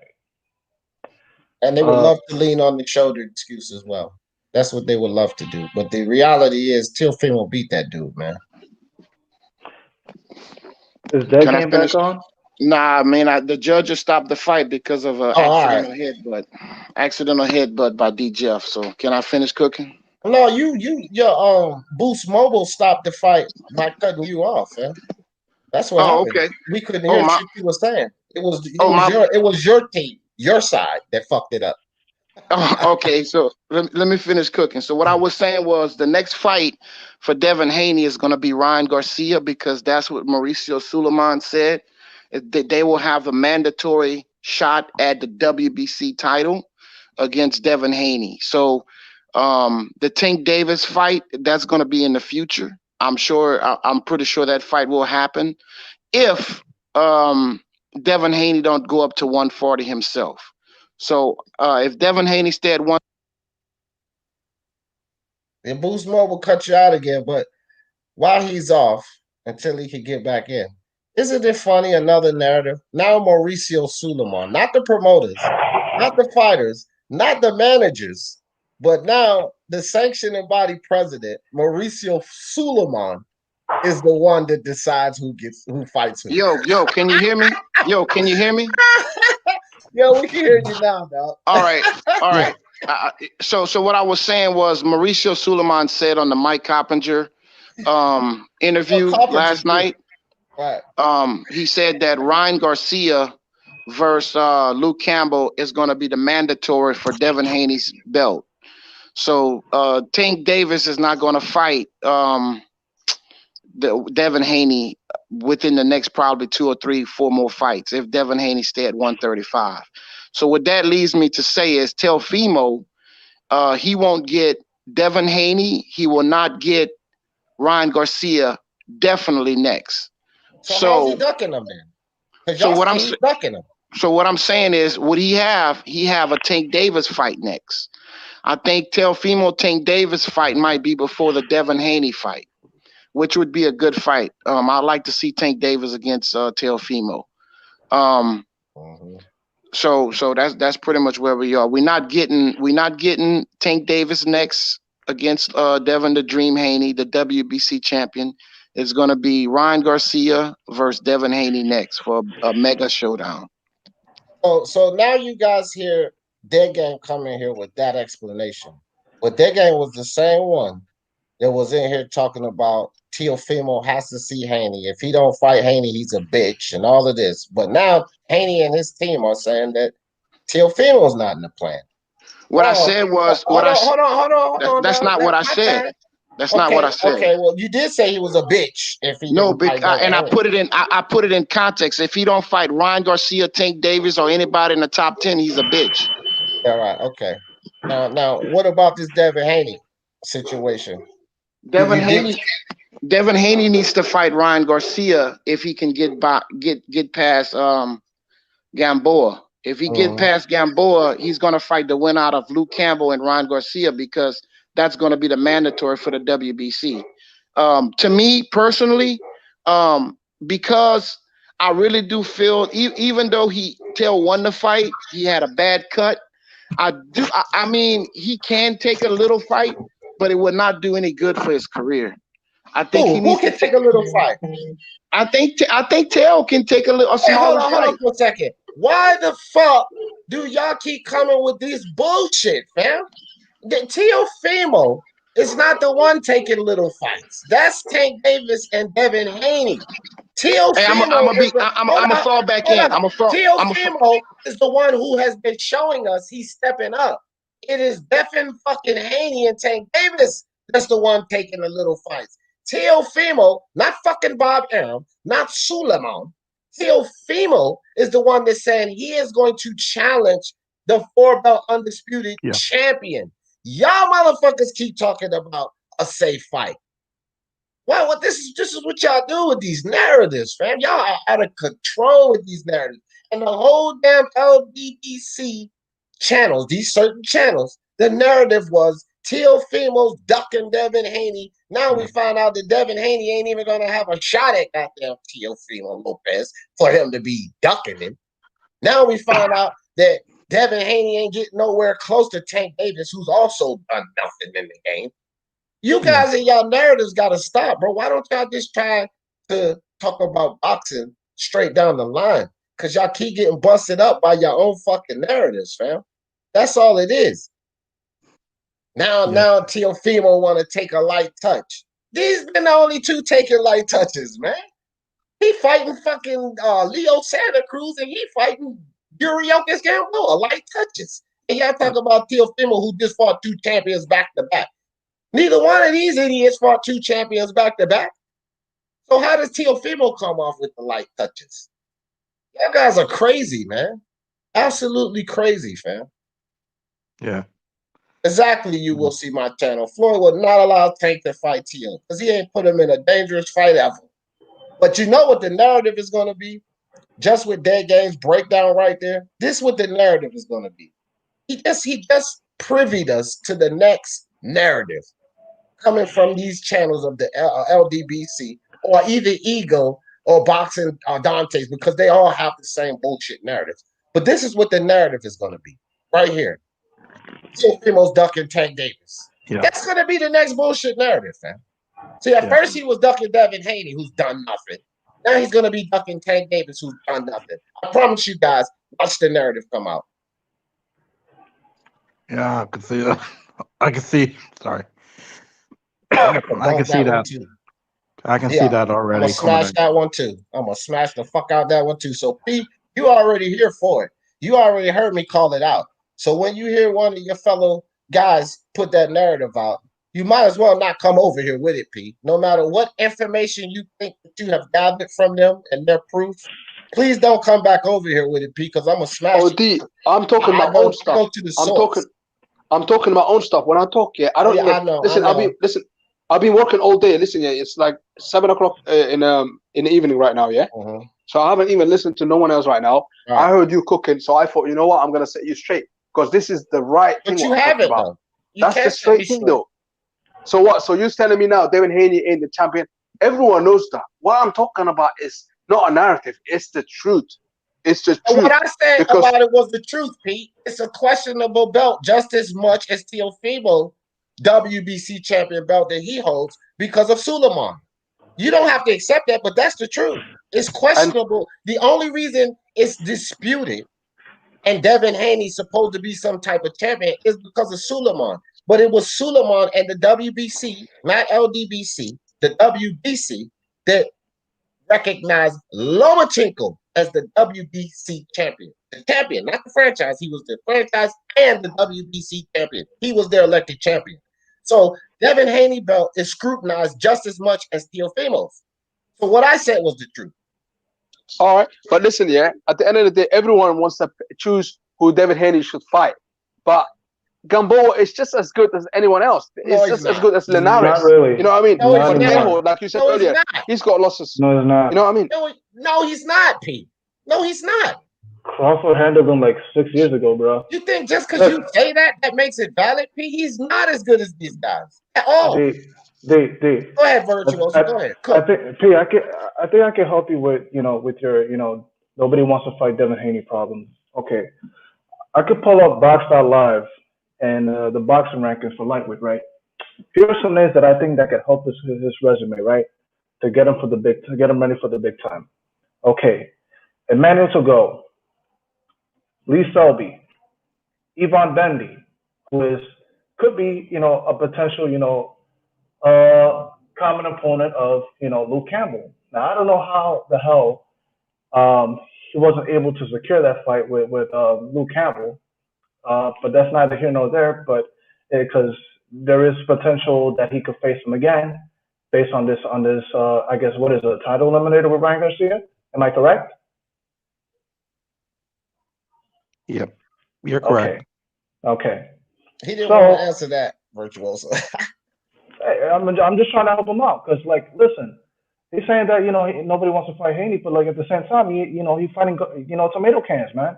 Ever since he won that interim title from an 11-win fighter in Abdullayev who's barely in the top 10, people get the sense of of entitlement that they gotta fight Devin Haney, because to unify, you gotta fight Devin Haney to prove it. No. That he's a young boy. And, Mauricio pushed him into the top. Yeah, Mauricio pushed him. And there's some tomfoolery with the franchise title. But again, you can't bank on fighting a name opponent, especially when they're old. Like, there's a reason why people criticize Tank going the distance with an out of prime one-legged Gamboa, and so it doesn't help Devin Haney's case that he's a man by him fighting him. So he knocked him out. Look, stop it, P. It's not. It's neither here nor there. It's neither here nor there, man. I'm trying to help you. Like, just say that you're his manager. Let's say you're his father, right? When did you look at the opponents that I just mentioned? Selby, Togo, Javier Fortuna, Ivan Mendy. The guys are in their prime now to help him get to the top. Felix Verdejo, even though he's in rank number 13 about WBC, that could help him too. It's a lot better than Yurikas Gamboa. Why are we going the long way? Why are we going? This is the problem. This is just like working in a place and somebody tells you like, before you do this job, you have to clean. You have to clean the floor. Do this, do that. That's what Teofimo did. Because that's what Teofimo did. So why don't they get to do it? What the fuck are you talking about? That's what Teofimo did. He went up the ladder. He earned his keep. That's what Pretty Boy Floyd did. All of these motherfuckers want to be Pretty Boy Floyd. Y'all already labeling Devin Haney the next Pretty Boy Floyd. He ain't fighting like Pretty Boy Floyd. They did clean the floors. They did. Floyd wasn't the champion when he was doing that. Why do you want the easy road for them? Why do you want them to not have to do nothing and just march into 4-belt undisputed? Explain that, Pete. Floyd wasn't a champion when he was doing that, though. Haney is a champion. He worked himself up, is what I said. He fought the good guys. Pretty Boy Floyd was respected by damn near every fucking body, fam. Jay Davis ain't fucking respected by nobody but you motherfuckers. Yeah. Devin Haney is not respected by nobody but you motherfuckers pushing the narrative. And you always say this is your own thoughts. But like I told you before, your own thoughts, coincident or not, are the exact same thoughts as they have. And I hear them say it first. So coincidentally, you're Nostradamus or something. You're fucking psychic because your own thoughts while you're at work comes out to be the exact same thoughts that they've said before you say it. Yeah, but I'm seeing what I'm saying. That's what I'm saying. I'm seeing a champion, that's a WBC champion, and it's a guy that just unified. It's a common sense thing. You know what I mean? Whether other people are saying or not, it's common sense. And you guys don't see common sense because you want to lie to yourselves. You know what I mean? And nobody That's here all I'm lying. saying. What lies have we told you? It's you You're that the are only one creating who lies, told man. lies up here, fam. Can I say You're something? creating fake narratives, or you're borrowing fake narratives from these LWC What are channels, you man. talking about? Here, can Well, I go say? ahead, Can I Brian. say Go ahead, something? Brian. For me, right, Devin Haney, he has to fight a live body, right? He has to fight someone at least in the top 15, right, of the WBC rankings, right? Top 10. Top 10 would be great. Let's see where the kid is at that level, right? If he beats one or two guys in that top 15, top 10, then maybe then, right, in a year or two down the line when thing moves up, I want to see Teofimo Lopez move up to 140 and fight the winner between Taylor and Ramirez. I think that's where they're going. I think that's the plan for them. I think that's what him and his father wants to do. I That's don't the know what best Bob fight. Arum wants to do, but It's a that's what better they want to fight than do. Haney or any of them fuckers. Yeah. Go ahead, Brian. I'm just saying, I think that's what they want to do. I think that's what him and his father wants to do. I don't know what Bob Arum wants to do, right? But I do think Teofimo wants to be great. I do think he wants to push himself and test himself against the best competition. And what's the best competition right now? It's moving up to 140 and fighting the winner between Ramirez and Taylor. I'm going for undisputed up there. Win or lose, he does that there. He gains my respect. But why I don't have respect for Devin Haney, even though he's a talented young man, is he hasn't fought anyone of half the quality of what oh Jesus Christ. Oh Jesus Christ. Just say what they claim he is. Half the quality of what they claim he is. Because they claim he's the best thing smoking at 135. He hasn't fought a Kome. He hasn't fought a Tanaka. He hasn't fought, and believe, trust or not, Tanaka is a very good fighter. Came with a very good reputation from Japan. Right? He wasn't a bum. He wasn't a bum Teofimo Lopez was stepping in the ring with.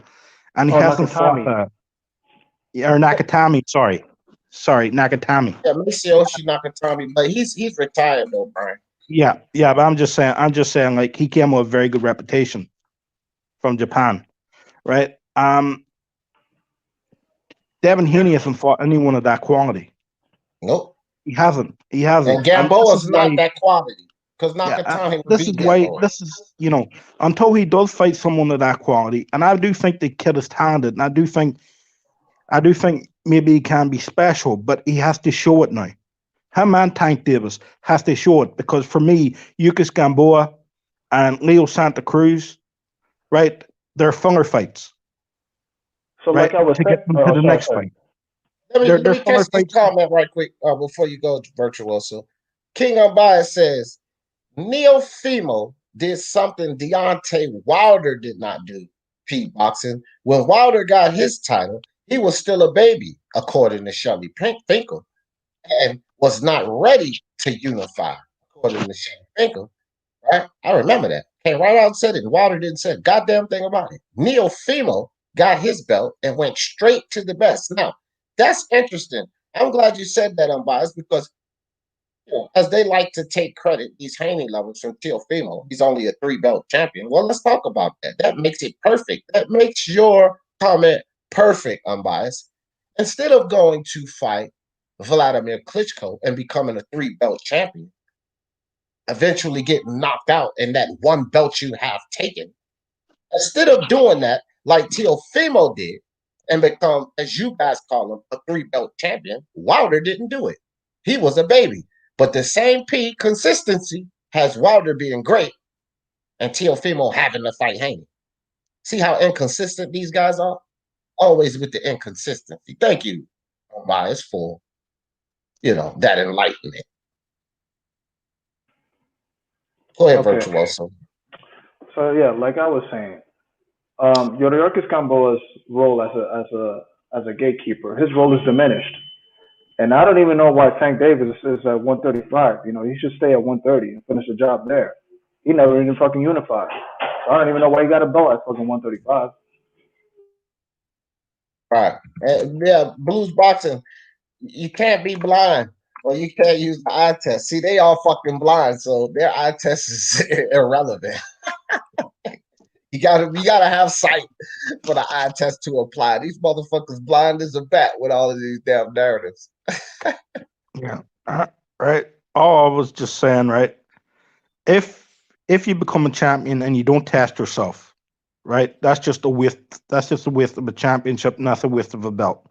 You have to fight someone legit to claim your championship. That's all. That's what we're saying, right? Devin Haney now has to fight someone legit to claim he is the WBC champ. He is a WBC champion, but to claim even an opportunity at Teofimo Lopez, he has to fight someone legit. That's all we're saying. That's all we're saying, Pete. Right? We're not saying the kid ain't talented. The kid's talented, but he hasn't proven it yet. He hasn't proven it at that level yet. That's what we're saying. Yeah, well, Brian, I just like for Pete to come up here. That game, he came up here and tried. That man phone ain't never died, but he know that shit was getting ready to get torn up. Because see, with this new exclusion that Pete mentioned, and I'm going to go research it. And I could believe that Suleiman came out and said some silly shit like that. But with this new light of information that Devin Haney is supposed to be locked in with the winner of Luke Campbell and Ryan Garcia, it just blast the fuck out of their fucking narrative. And now it's nothing they can say about their narrative. Now they want to start talking about why Teofimo shouldn't go up to. See, first it was Teofimo need to stay and fight Haney, or he's a bitch, or he's a duck, and all of that. Now it's Teofimo need to stay at 135. Even though before he fought Lomachenko, Teofimo came out and said this. Before this Devin Haney foolishness started and everything, Teofimo said this before he fought Lomachenko. When I beat Lomachenko, I'm going to move up because the only reason we're staying here at 135 is really for Lomachenko, for the best at 135. He never said we were staying for Haney. He never said we were staying for Tank. And as a matter of fact, his dad came on here and spoke about Haney. He was like, nah, we ain't worried about Haney. We worried about beating Lomachenko, getting away from 135, and we'll see Haney at 140. There's nothing about ducking Haney. I keep telling these idiots, bro. These guys are fighters, warriors. They're not afraid to punch each other in the face. It's only you idiots that want to put that bullshit out there. He said he'll easily see this dude at 140. Why should Teofimo have to struggle to make weight 3 fights later, and then maybe 4, just to stick around for Haney? This is the narrative that these idiots are pushing. Why should he put his career on hold because he decides to do nothing? This is the narrative they're pushing. Because Haney wants to fuck around and fight a Gamboa. Teofimo should put his career on hold for Haney. But now that the whole Haney narrative has been blown up, now it's going to move to Tank. Watch, P, he hasn't heard it. He has his own thoughts. But I can guarantee you, I don't know which one is going to be first. Ego, Blue Blood, Barbershop, Fanon, BFTB, Dante Boxing Nation. I don't know which one of them are going to be first out the gate. Say that Teofimo is ducking Tank Davis, but I bet you guys it's coming because the ducking narrative of Devin Haney's fell apart, so they can't use that anymore. Now they're going to find another way to try to force Teofimo to stay at a weight that he's having trouble making. He's not struggling, but it's not easy to cut this weight, so they want to force him to stay at a weight that he's having trouble making weight because these two motherfuckers don't want to do nothing, and they want him, who's done everything and 8 less fights because he only has 16, to wait around for them. That's P Boxing's narrative and LDBC channel's narrative. Yeah, go ahead, talk it on. All right, basically, I'm gonna tell you this straightforward. Yeah, like I don't give a shit about who Tank's gonna fight. If Teofimo Lopez is ducking Tank, I don't care about that stuff. Okay, Not All I yet. care about is like, They start you pushing know, the narrative. become the undisputed. You know, I don't care. I'm gonna keep pushing that narrative. I'm gonna keep pushing it. Devin Haney, that's it. I don't care about Tank right now. I'm saying with Devin Haney, and I wanna debunk what Ambaya said about the Wilder stuff. When Wilder was a champion, okay, He so didn't what? fight If people Klitschko. people were There was okay, no people were debunking pushing for that. the Klitschko, people were pushing for the Klitschko fight, yeah, and the AJ fight, yeah, and people were saying like Wilder hasn't fought nobody, just like Haney hasn't fought nobody. So why were people back then, you know, pushing for Wilder to fight somebody? You know what I mean? When Haney, you know, are saying the same. See, you guys are embarrassing yourself right now because you guys are saying why should Devin Haney get the chance, but why was you guys pushing for Deontay Wilder to get the chance? Because he hasn't fought nobody either, according to you guys. Do you know what I mean? That's why you guys don't make sense. You know what I mean? Hey, can I All you handle guys this? want to do is run your own narrative. I'm gonna The let you people in have the this chat, virtual. everyone is a clown. Yeah, not clown, Okay. but like people want to just follow each other like sheeps. Okay, that's why I'm not a sheep. Okay, that's why I don't care if anybody else wants to say, you know, Teofimo Lopez is ducking Tank. No. I don't believe that shit. Okay, I'm not saying anybody is ducking somebody. I'm just saying what's right. You know what I mean? And what's wrong. Yeah. Right now, Haney has got that belt. Okay, become the real undisputed. That's all I'm saying. I'm gonna keep pushing that. You know, if somebody else picks up that belt, I'm gonna be basically pushing that fight just for undisputed. That's all I care about. But y'all didn't Okay. care about it. Wait. Okay, never mind. Go ahead, virtual. You get him. Okay. Because he's so inconsistent. It's so easy. Yeah, I mean, look, I'll explain this again. Devin Haney fought for an interim title. His first belt was for an interim title against an 11-win fighter named Abdulayev, right? Who is Yeah. barely in the top 10. The second one, I guess, was for the full title because he got elevated after Loma franchise, was some Dominican with straight hair. That is a unique situation than Deontay Wilder. Deontay Wilder was already like 10 years into the game, had finally won his Right. belt, but he didn't fight. He didn't fight Klitschko. He was supposed to fight, you know, Alexander Povetkin, but they had the Moldonian thing. That thing all cleared up, and he still didn't want to fight him, and was offered money to fight Joshua, but he turned it down. Right. And this I just put it in the chat, virtuoso, which I just let you go because I knew whatever you say was going to get him because they're so easy, right? All you got to do is just stop the inconsistencies, right? This is why he Oh, he can't. dropped off. Yeah, he dropped off. 'Cause, I mean, him and Dick Oh, Game I saw dropped Sad off. Extreme go. Him and Dick Game dropped off. They can't win this. They can't win this. I told them to get those cowards that's putting out the narrative to come. And if y'all don't get it, why y'all don't think they coming? They keep bringing their narratives over here, right? BFTB and Fanon and all of these clowns. These are the narratives they're bringing over here. I don't understand what Dead Game and P. Just wake up. Why do y'all think they won't come over here? Because they know that I will demolish them the same way I demolish y'all two guys every day. And they actually have all of the information on their bullshit narratives, but I'll still dig into that shit and break everything down. It's just like this. Inconsistencies is easy to break down their stupid narrative. All he cares about, he just said it. All I care about is undisputed. All he cares about is undisputed. But when Wilder said he was betting on himself, it wasn't about undisputed. Now, if all you care about is undisputed, then you motherfuckers would have been hollering, no, fuck that, Wilder. Take that fight so we can get to undisputed. Because that's all you care about, right? Now all you care about is undisputed. At least Wilder had y'all fugazi ass title defenses. At least Wilder had 10 years in the game. At least Wilder had some claims. And people did want to see Wilder fight Klitschko.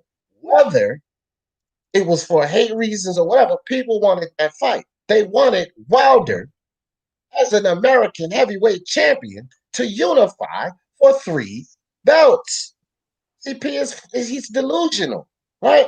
With Devin Haney, ain't nobody calling for him to get no free shot at no titles. They're calling for him to prove himself. But how is it that your main focus, your priority is undisputed? But again, inconsistency, it was about the money with Wilder. See how foolish they are, bro. It's so easy. Like this shit with these guys is so easy. Because if you tell lies, if you're dishonest, the truth always comes to light. You can sit up here and say, I'm talking the truth. No, you're talking foolishness. Foolishness. I Maybe appreciate Devin. you, man, for the Sorry. super chat. No, go ahead. Go ahead. Maybe Devin Haney is used to getting free shots at titles. Now I can't see how. He only got it emailed to him twice and hadn't had a shot at one since. Not just email. He got a Then Fisher Price he's layup. he's used to it. He's used to getting free shots. So he's used to doing nothing to getting shots. So is Tank. Yeah, that's where I'm coming from. So maybe he thinks he'll just get a free shot at this one. Yeah, man. Look, even Devin Haney and Bill Haney is slowing down on that talk. Just the fans around him. I've been listening to Devin Haney and Bill Haney. It's just these idiots, like, you know, these fanboys. Yeah, I think Bill and Devin know the reality that Teo's going to move up to 140 and challenge the winner between Ramirez and Taylor. And sorry, the winner between Taylor and Ramirez.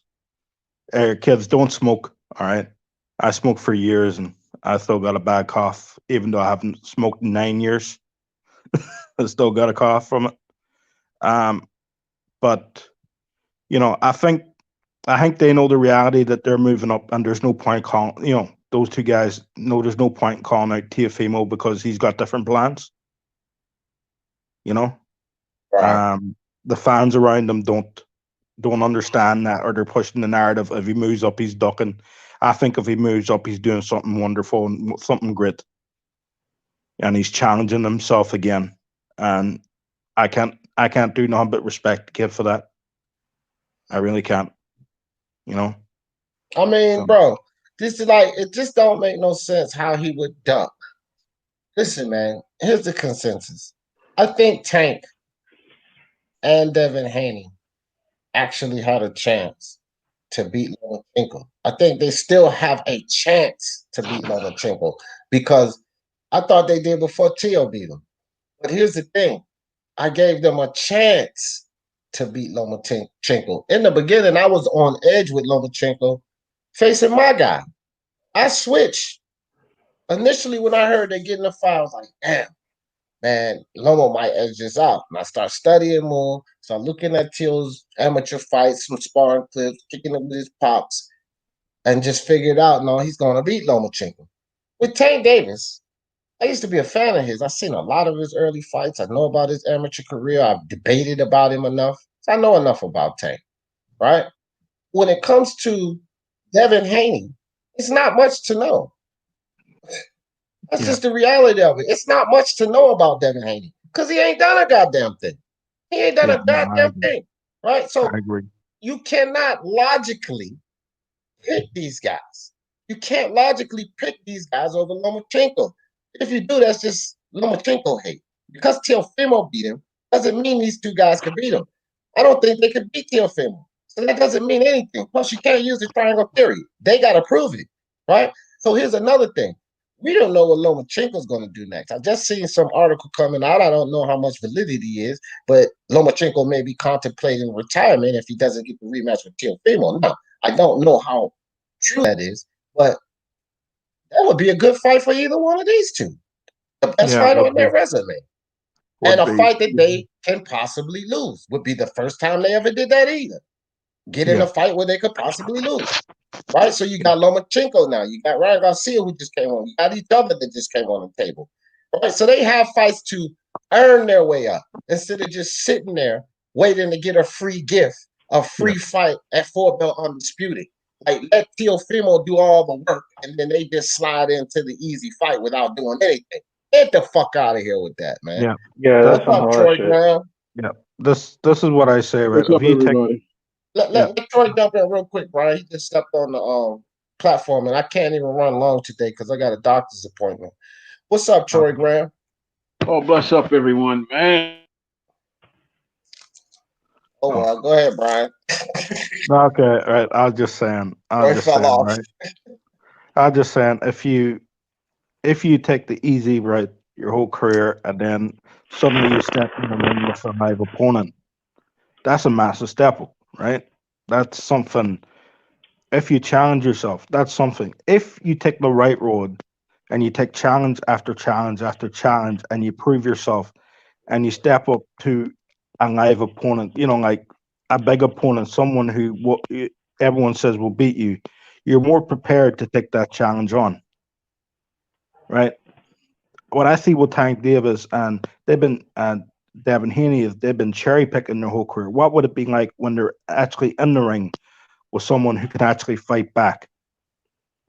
How can they take it, right? I know Tank Davis has had a great amateur career, and I know he was a great amateur. I've actually studied a wee bit on Tank Davis in his amateur. He was actually a good boxer in his amateurs. I think as a pro, he's fallen in love with his power a wee bit. It's pot shotting and trying to be so accurate with his shot. But if you take the easy route and then suddenly you're in the ring with someone who actually take your best and fight back, that's not good for you, especially when you get that big fight.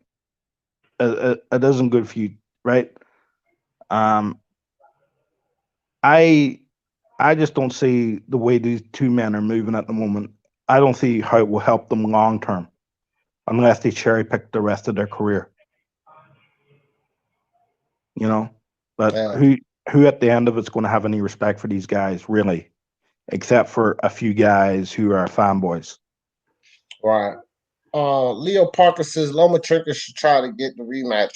If he doesn't get it, then he should just going to end up getting beat by some young guys. Here's the thing, Leo Parker. Lomachenko had every opportunity to get the rematch, and his arrogance told him to turn it down. So trying to get the rematch when the kid don't want to fight you again.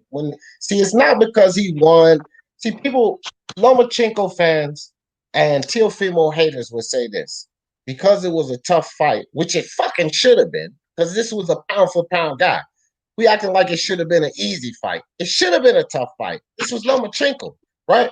So because this kid was in a tough fight, now the narrative is going to be he doesn't want the rematch with Lomachenko. When prior to the fight, the kid said clearly, I'm going to beat him, take his belts, and then he can go his way, I can go mine. I put a video up with him saying those words verbatim because I recorded him saying it. This was before the fight. This was the plan. So because now that Lomachenko was fucking arrogant and didn't think he needed a rematch, even though he had a so-called shoulder injury, right? Because he was so arrogant with the shoulder injury, he said, I don't need no rematch against this kid. No need for Lomachenko fans to come back begging for a fucking rematch because he could have instituted that rematch in a rematch clause. Therefore, Teofimo would have been stuck giving it to him. And Lomachenko didn't need a rematch. So I don't give two shits what Lomachenko does. Teofimo is not in the picture. And Lomachenko got to accept that and blame nobody but himself. Lomachenko fans have to accept that and blame nobody but Lomachenko. And that's just the facts, man. Go ahead, Troy. What's up? You back? Yeah. Somehow I knocked myself out by mistake.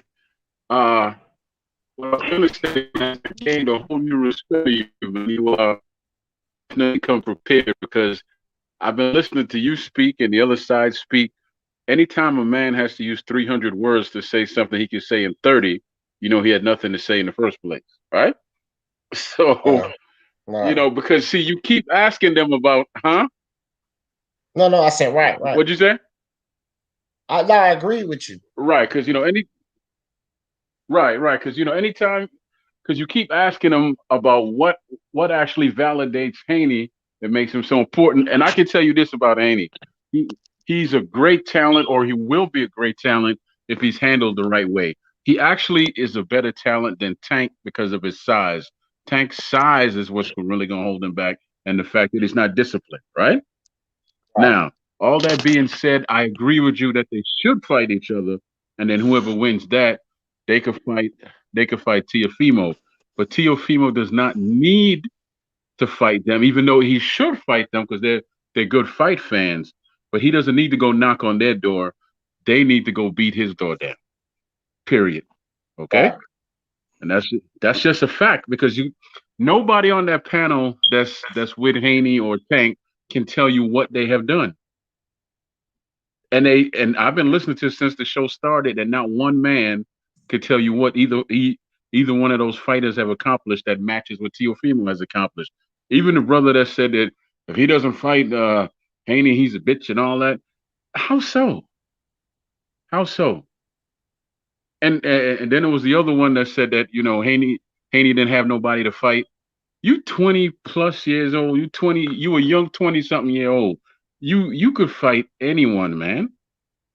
You don't have to fight Gamboa, who really is not even a stepping stone at this fight. It's just a name that makes that looks good to people who don't know boxing. But when you know it, you kind of realize what this is.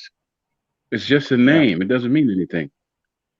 So, like I said, I got a newfound respect for you, but boy, I don't know how you do this every day because I'm partially bald as it is. Boy, I wouldn't have no hair constantly. It's fun, bro. I keep telling people that's because it's fun.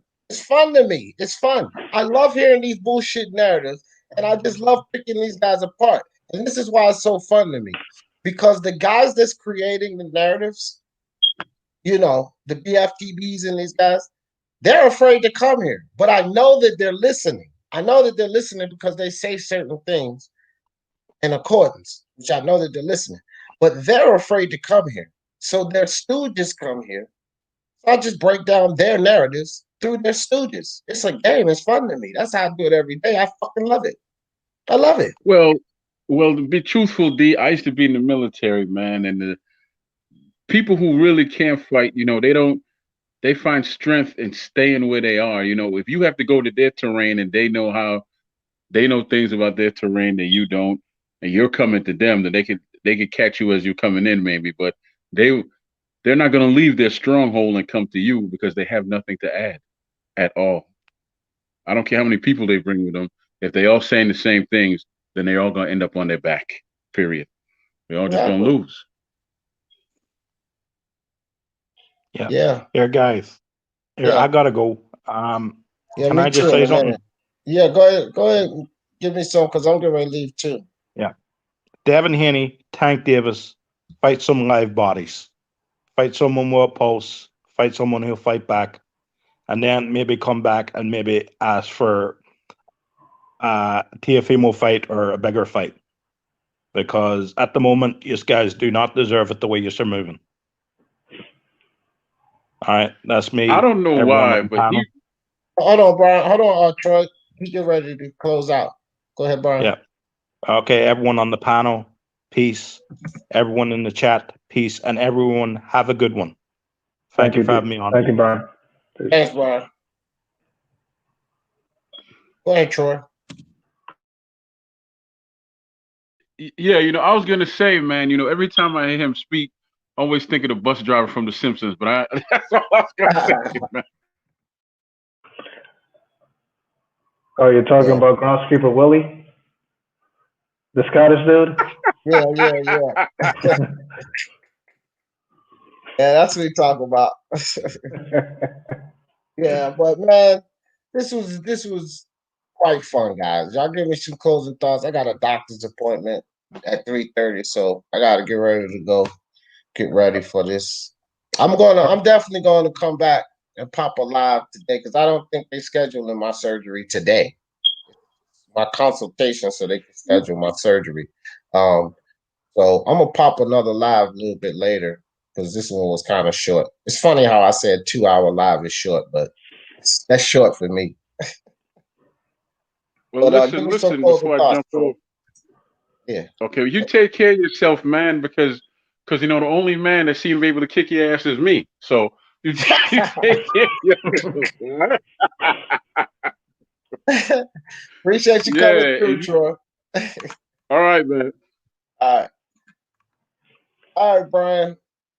I'm sorry, Virtuoso. Give me some closing thoughts, brother. All right, man. Listen, man.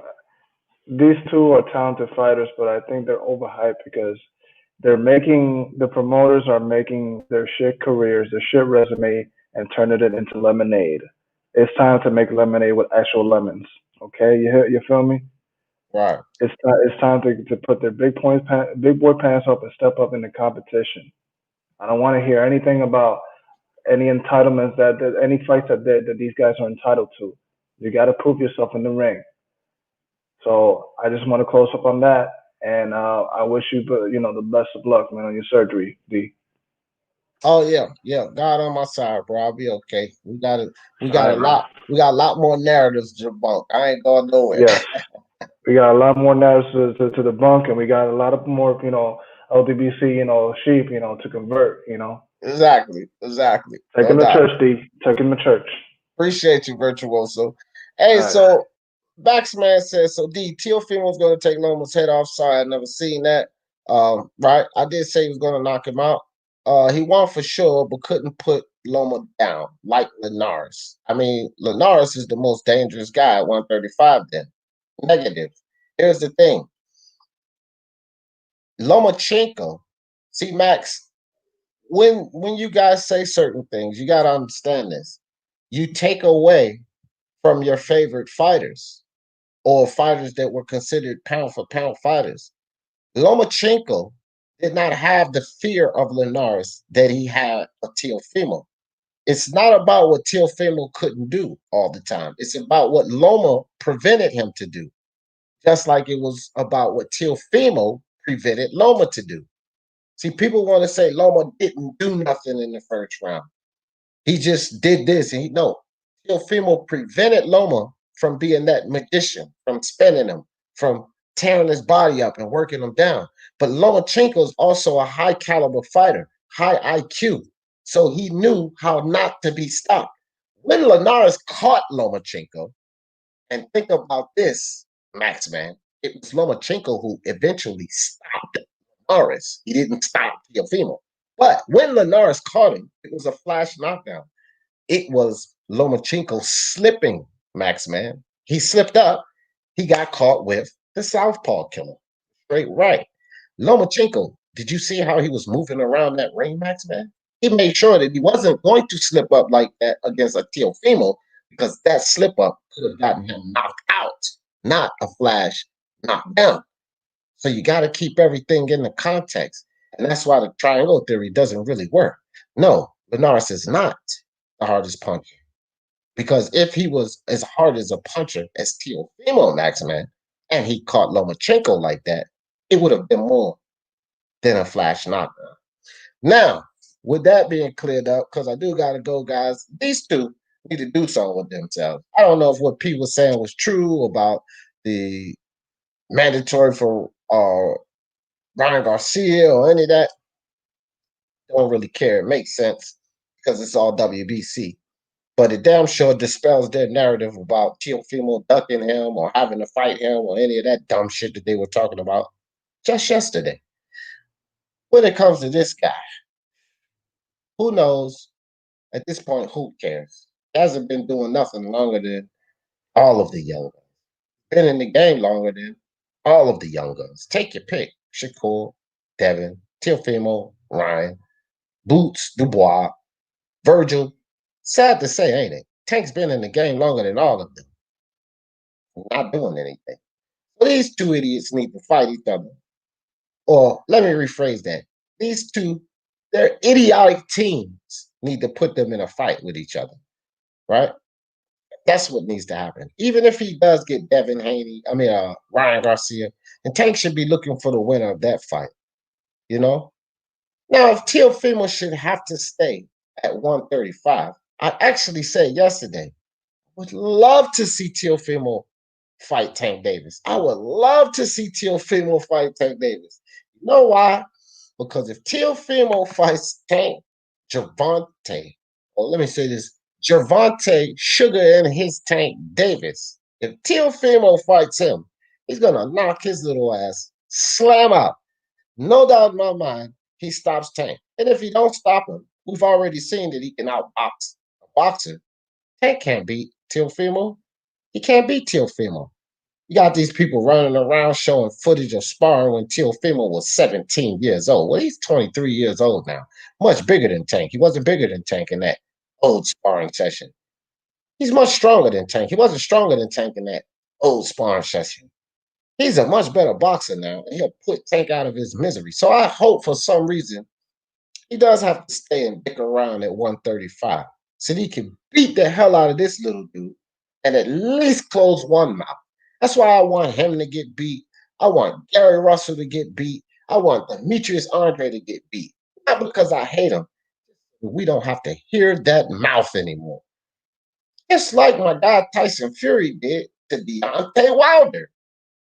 All of you LDBC lovers and PBC lovers, you guys see the peace that we have now in the boxing world? We don't have to hear Deontay Wilder's mouth anymore.